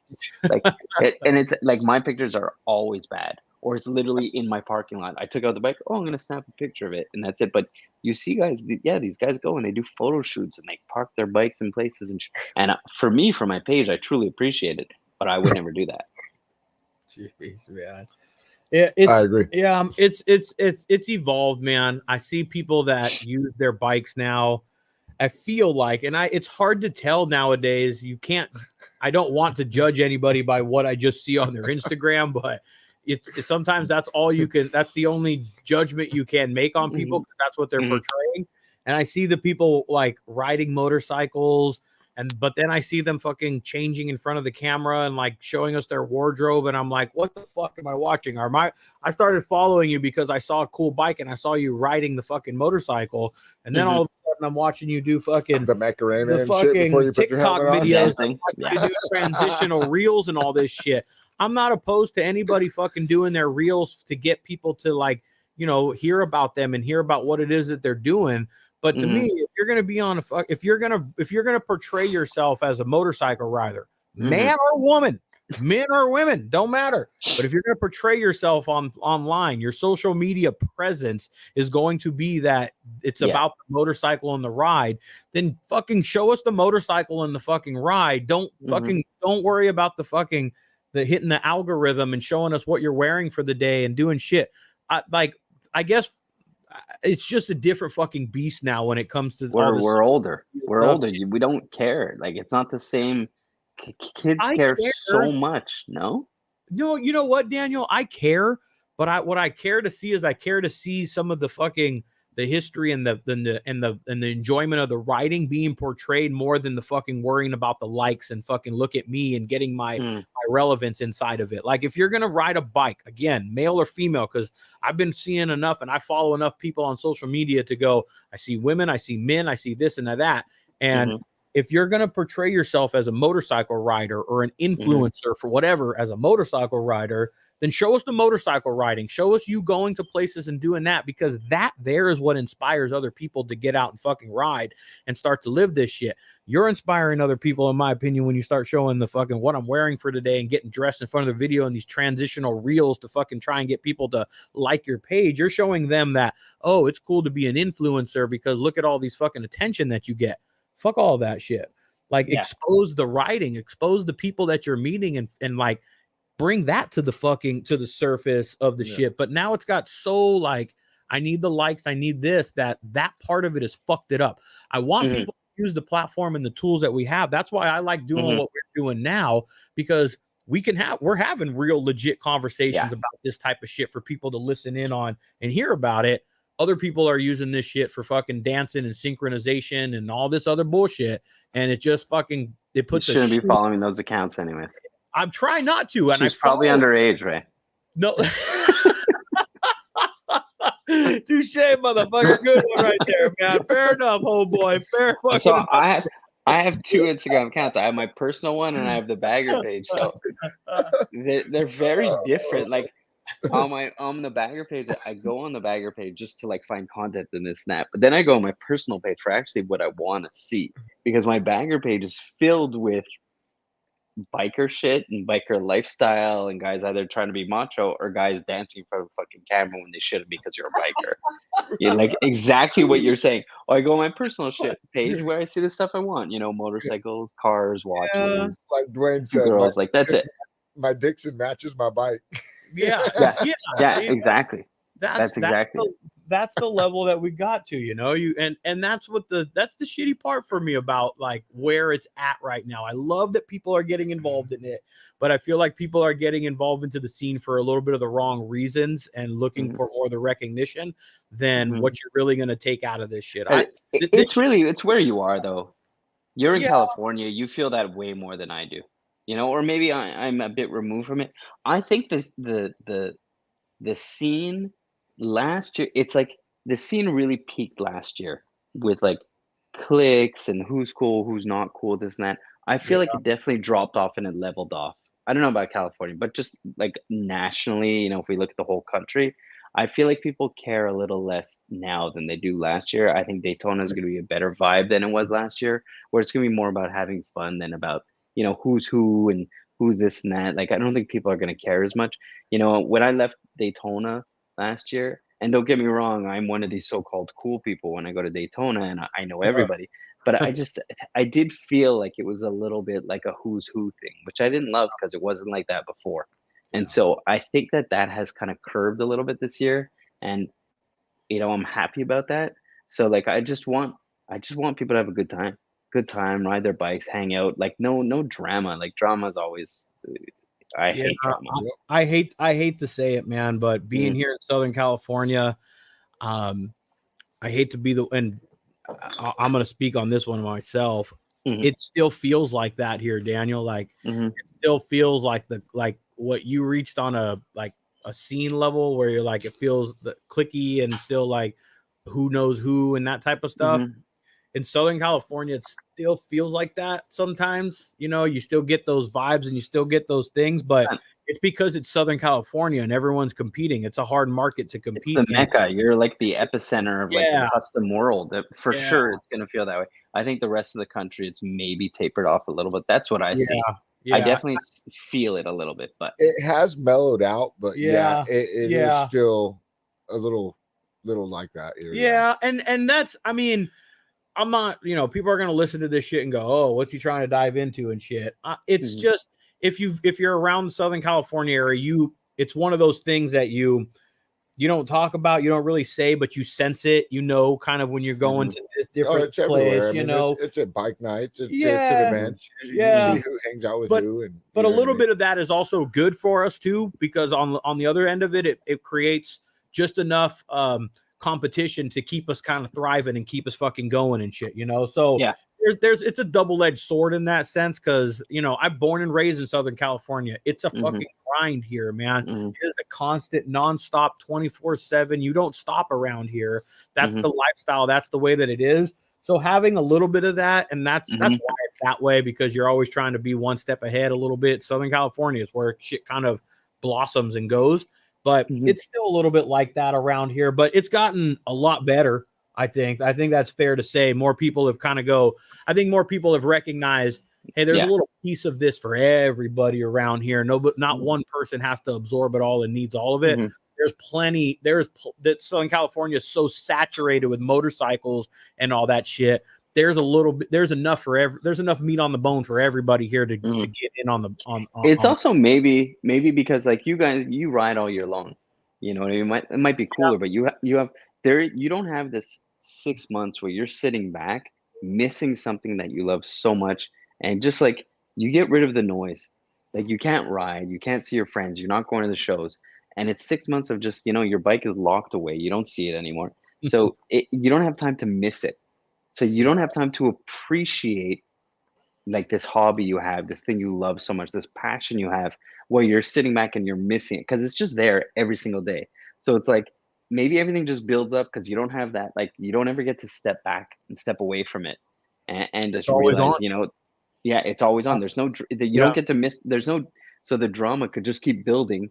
You don't hit a wall and it's winter, and as everybody says, there's drama here, but who cares? Nobody's riding now. Like we miss it. So it could be that, like, I know Canadians who move somewhere south, and then they always say, "Fuck, I miss the seasons. I miss being stuck inside. Like it's miserable. Winter sucks. You're stuck inside. I don't know who would want that, but you miss having a reason to miss things. I don't know if that makes sense. It's like no, it does. So maybe being in California, that kind of rubs you the wrong way. I totally get what you're saying. I feel what you're saying. I was riding my bike to work for like a month and a half every day, and on the weekends, man, I wouldn't want to ride. Yeah, exactly. And then I finally took about 3 weeks off where I'm back driving to work, and I went out this last weekend, man. And even then, I was like, I don't know, man. We'll see. I got up and went with the boys, and fuck, as soon as I got on the road, though, man, I mean, 5 miles down the road, I was just like, yeah, let's go. Yeah, that's what I mean. So if you can't, I missed it, you know what I mean? And it was like, once I got back on, it was like, yeah, let's go. You know what I mean? That's it. Every spring, there's a first, like Daytona, Florida, riding in Florida sucks. It's straight. There's not a single turn. You're over by entrance to the highway. It's the only turns there is. But like just being able to jump on my bike in March, late February, early March, to like be in the sun, just ride in a straight fucking line. I don't even care, just to be on my bike. The greatest feeling ever. And I will get on the bike after not touching it for 4 months. And that first 5 minutes, I'm going to be sketched out. It's like I got to train myself every season, every beginning of the year. You're training yourself how to ride your bike again because you haven't been on it for 6 months. So you get that excitement to get. And when you ride your bike to work every day, you don't get that excitement every day. No. You don't get on your bike and you're not excited to ride it. So it's routine. Yeah, it's routine. I don't ride my motorcycle for transportation. It's strictly recreational. So I don't drive it to work. I leave it in my office at my building. I have my own bike shop there. If I get on my bike, it's to go for a ride. And I have young kids. So like Ray, it's hard to get out with young kids in general. And then I don't use it for transportation. So I don't do the mileage I used to do. So every time I get on my bike, it's like I get on my bike, I drive up the street. It's the greatest feeling ever. And then when I do it at the beginning of the season, it's like I haven't ridden forever. So maybe like the beauty of being in the North is that we get to fall in love every year with motorcycling again. When you guys don't have that. So in California, all you could do is kind of like, it's like you're nitpicking. Does that make sense? Yeah. So that's why it's always like, that's why the scene matters more to you, because you don't have time to like it's like, being separated from your wife or girlfriend for an extended period of time, and then you fall for them again. They're always there. They annoy you. They nag you. You're over it. You don't want to see them every day. You know what I mean? So you can't fall in love with this thing again. There's no break over here. That's why we have garages. Yeah. Yeah. So we can go back in and miss our wives and our ladies. Yeah. Yeah. That's true. That's No, true. So that- we're always going to see it from different sides of the fence. Yeah. But you're absolutely right. We don't have an opportunity to miss it. We don't have an No. opportunity to step away from it. That's the lifestyle here in Southern California. And like Joe and I, we went into the winter months here as a business, as a we found a different venue for us, or a different kind of opportunity within our business to do stuff at events and stuff. And we went into the winter season thinking, well, we're going to slow down a little bit, and like, because it's winter time. And quite the opposite. We stayed busy throughout the winter, which just kind of like it proves, though, like what you're saying, we don't stop around here. The events, the things don't stop. Constant. Like we're afforded the luxury, but we pay for it up the fucking ass to be able to have the weather to be out and about year round, all stinking all year long. So yeah, I'm very jealous of that. Yeah, that might be a reason as to why we're like hypersensitive a little bit more about it, because we're constantly around it and kind of engulfed in the shit, So, yeah, hypersensitive is a good way to describe it, because it's always there. Yeah, you get sensitive to the noise more so than if you have a reason to back away from it, to where the noise doesn't, like, maybe that's why none of this drama bothers me, because I'm so far removed from it, so to me, it's easy to just turn it off and put down my phone. I turned it off. It's done. And you know what, Daniel, like part like if I go back, part of the reason that I'm like, hey, let me go reach out to Daniel back, last year and let's start a conversation, is because I was removed from what I was seeing with you. I was removed from that part of it. I chose to remove myself kind of from it. I'm like, I'm just going to back out of this and not consume myself in what he's doing. And it gave me that break to be able to go, what the fuck was I arguing? What were we talking about? Like, what, it gave me the break to do exactly what you're saying, and then here we are 2 podcasts later, a couple hours in, being able to have a legitimate conversation. Laugh and bullshit. 100%. I had a couple people say to me, like, how come you're going on the thing or whatever? I'm like, I don't hold grudges. I don't do any of that. Like, life for me is always going forward. I know I sound like a fucking Hallmark card, but it really is true. Like, I don't hold grudges. I don't care. Like, this shit's petty. Yeah, it's all. I feel like if you hold a grudge and if you're truly mad at somebody, you care. You know what I mean? So like, if I have no reason to, the reason why I didn't want to get on your podcast sooner is because I didn't want to argue with you. So when you reached out to me and said, let's just put this by and let's have a cool conversation, that's when I was ready. I was like, cool, I'm good with that. I don't want to like deal with any of that stuff in my life. So I think that bigger and better every day, always good, be happy every day. Yeah, man. Yeah, I, for the most part, man, simple for me. I was raised old school. I can most of the time hash out things with just a conversation, but I was raised old school also, where if we can't have a conversation, then we resort to the next best thing I know, but most of the time, man, it's if men can be men about it and just fucking talk about it, put it out on the table. I'm always the first one to go, oh, you want to talk? Fuck yeah. I'm not going to be the one that goes, fuck you, so I always take fault for where I fall short. And I was a little maybe more aggravated, but back in the day, but I think it was more just because I saw where this shit's going, where I saw what it was then, kind of what we're talking about now.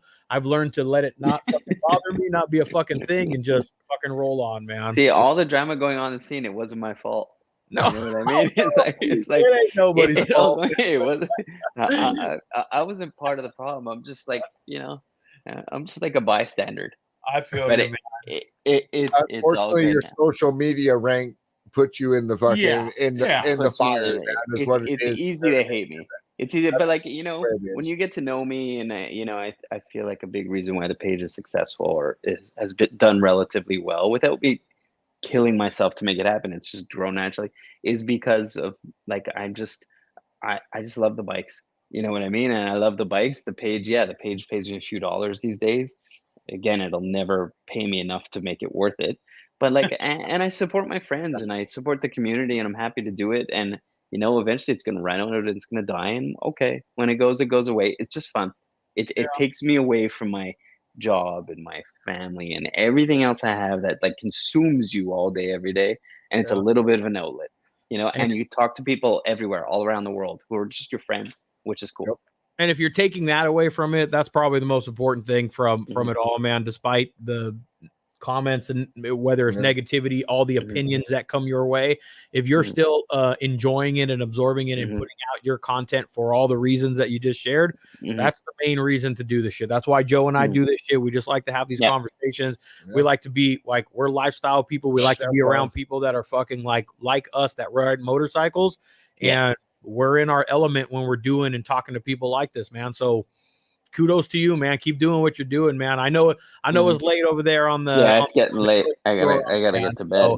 So, Daniel, I really do appreciate you, man, coming and taking some time out. I appreciate you too, Ray. Yeah, if you guys aren't familiar, Proper Baggers on Instagram is a place that you guys can go and follow. What do you post? Twice a day? Twice a day. Damn, boy, that's I try and post once a He's day. Healthy, and just bro. That's how he keeps his weight down. Because he didn't get that carbon. He's got carbon fiber tank. He's dropping that weight. That's me waking up to go run on a treadmill in a few hours. Got that good from now. metabolism. I gotta say, and Ray, like, good job on what you're doing here, and you know, you're doing this work. It's a lot of work to do what you do. Yes, I post twice a day, but it's a post. You're like doing podcasts and talking to people, and that's a lot more work than people think. So good job there. Like, good for you to do that. I appreciate that, man. I will end that on, I enjoy it. I enjoy having the conversations, and I hope people take shit away from it. That's ultimately my goal.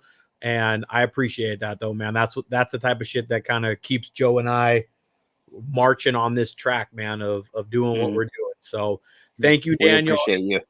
If you haven't followed Proper Baggers, you can go check out his page, follow the list. But I'm gonna send if you want a feature, just blow him up on the. I'm sorry. Blow me up, tag me. Message him every morning or night. Morning or night. As soon as you're up, send him a message every single morning. I'm just fucking with you guys, man. I hate to tell you that my unread messages, like, you know, the people you don't follow, I don't even know. I go in every so often, but it kind of just tag me. Tag the page on your photo. And that's how I'm gonna find it. That's the easiest way to. And I will be in Daytona. I might be selling t-shirts. I might not. I might just want to hang out, check out the page, but I'll definitely be at Daytona. I'll definitely be around the shows. And, you know, if you see me around, come say what's up.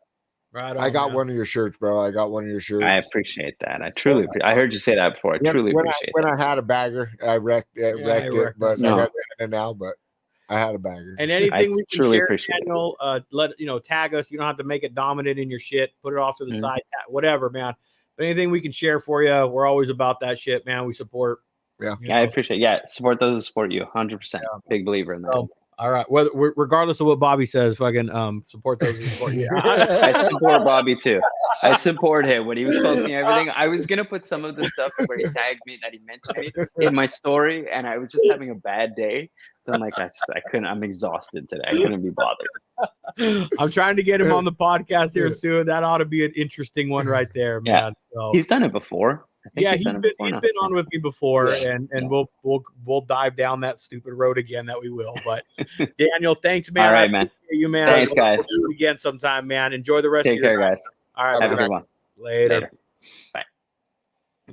All right, dude. Hey, good shit, man. That was a good conversation. Good time with Daniel. Daniel's always been open-minded. Good, solid. Good explanation of the list. I think after kind of traveling down the path of what he was like talking about and like how we kind of broke it down and a little bit, and I got to reiterate, motherfuckers, it's his list. Joe and I are still going to tell you, pick your fucking picks, Daniel. Yeah, pick your fucking picks, Daniel. But ultimately, I do. It is, but I do. He has his method. But I do appreciate that it's more than just like, this is what I like and this is what I'm there's picking. A method to the madness. So there's a process, there's a reason for his picks, whether you agree with them, disagree with them. Ultimately, it's his opinion based off of all the categories and all the stress he put on himself to come up with that list. But nonetheless, man, that's all that it is. It's just a list for you guys to kind of mull over and think about. Remember, it's not really about the for us. And build your bike how you want to fucking build it, man. The scene is different than what it ever used to be. It's at a level of Just you got to spend a lot of money to be relevant with a bike nowadays, and that's okay if you got the pockets. If you want to be in the bike show, if you want to be in the show and you want to be, doesn't cost a lot to build the bike the way you want it. Dude, you roll to up be in a bike show, it's going to cost you a lot. You roll up to me and Joe at a fucking bike night that we're be throwing, or any fucking event that we're at, or anything like that, and you roll up to us with stock fucking bars. We ain't gonna give a shit, man. We're gonna ask you what's up. Talk about, how'd you get into this shit? When did you just buy that bike? Is that your first bike? That's how that's what you should put some bars on this. Yeah, then we'll bust your balls a little bit and tell you, here's what then we'll do that shit. But ultimately, in the end, build your fucking shit for the way that you want to build your bike, and don't build it for likes. Don't build it to get into a certain niche or to like be in with a certain crowd or a clique or any of that shit. Don't build it to be liked by somebody. Don't build it for any of that shit. Ultimately, in the end, just have a bike. To first and foremost, the reason you should have a bike is to ride it. Everything else is superficial and just kind of extra nice to haves. The main reason to have a bike is to be able to ride it, whether that's leisure or whether that's fucking like your day-to-day shit. The object of a bike, the point of a bike is to fucking enjoy what it does, the freedom it kind of gives you, all that type of shit. So build your bike that way. When you go to a bike night, it ain't about your bike. I'm going to tell you this. I know for me, I don't give a shit what you ride. I judge a person by their character, by who they are and what it is. They're cool. They're not an asshole. That's it. Yep. And no matter what type of ride, what type of bike you have or how much money you've thrown at it, to be cool in my book or whatever. Cool in my book is just not being a dickhead and being a cool motherfucker and just being able to have a good time and have good conversation. That's all the fuck you got to do, man. So sound off. That's it, man. On that note, reminder, bike night kicking off, homeboy. Yeah. Bike night, dog. We're going to bring it back next Tuesday, third Tuesday of the month. We're going to bring that shit back early. So make sure you get on the fucking bike night. Tuesday. Yep. And I'll listen. January 3rd Tuesday next week. Every third Tuesday, we're cracking, man. We're gonna get this shit rolling. We got a couple vendors rolling out for that one, but make sure you go and check out all the stuff on the YouTube channel. We're gonna be doing some more video stuff. We got a front end to build over here. We're gonna be dropping some more shit on the YouTube stuff, but there's all the previous podcasts, and of course, you can go listen to them on Spotify, iTunes, all that shit. Give them a follow. We'll see you motherfuckers at Bike Night. Appreciate you guys all fucking hanging out, kicking it with us tonight. Hope you guys had a damn good time. Joe, peace. Later, homeboys. Later.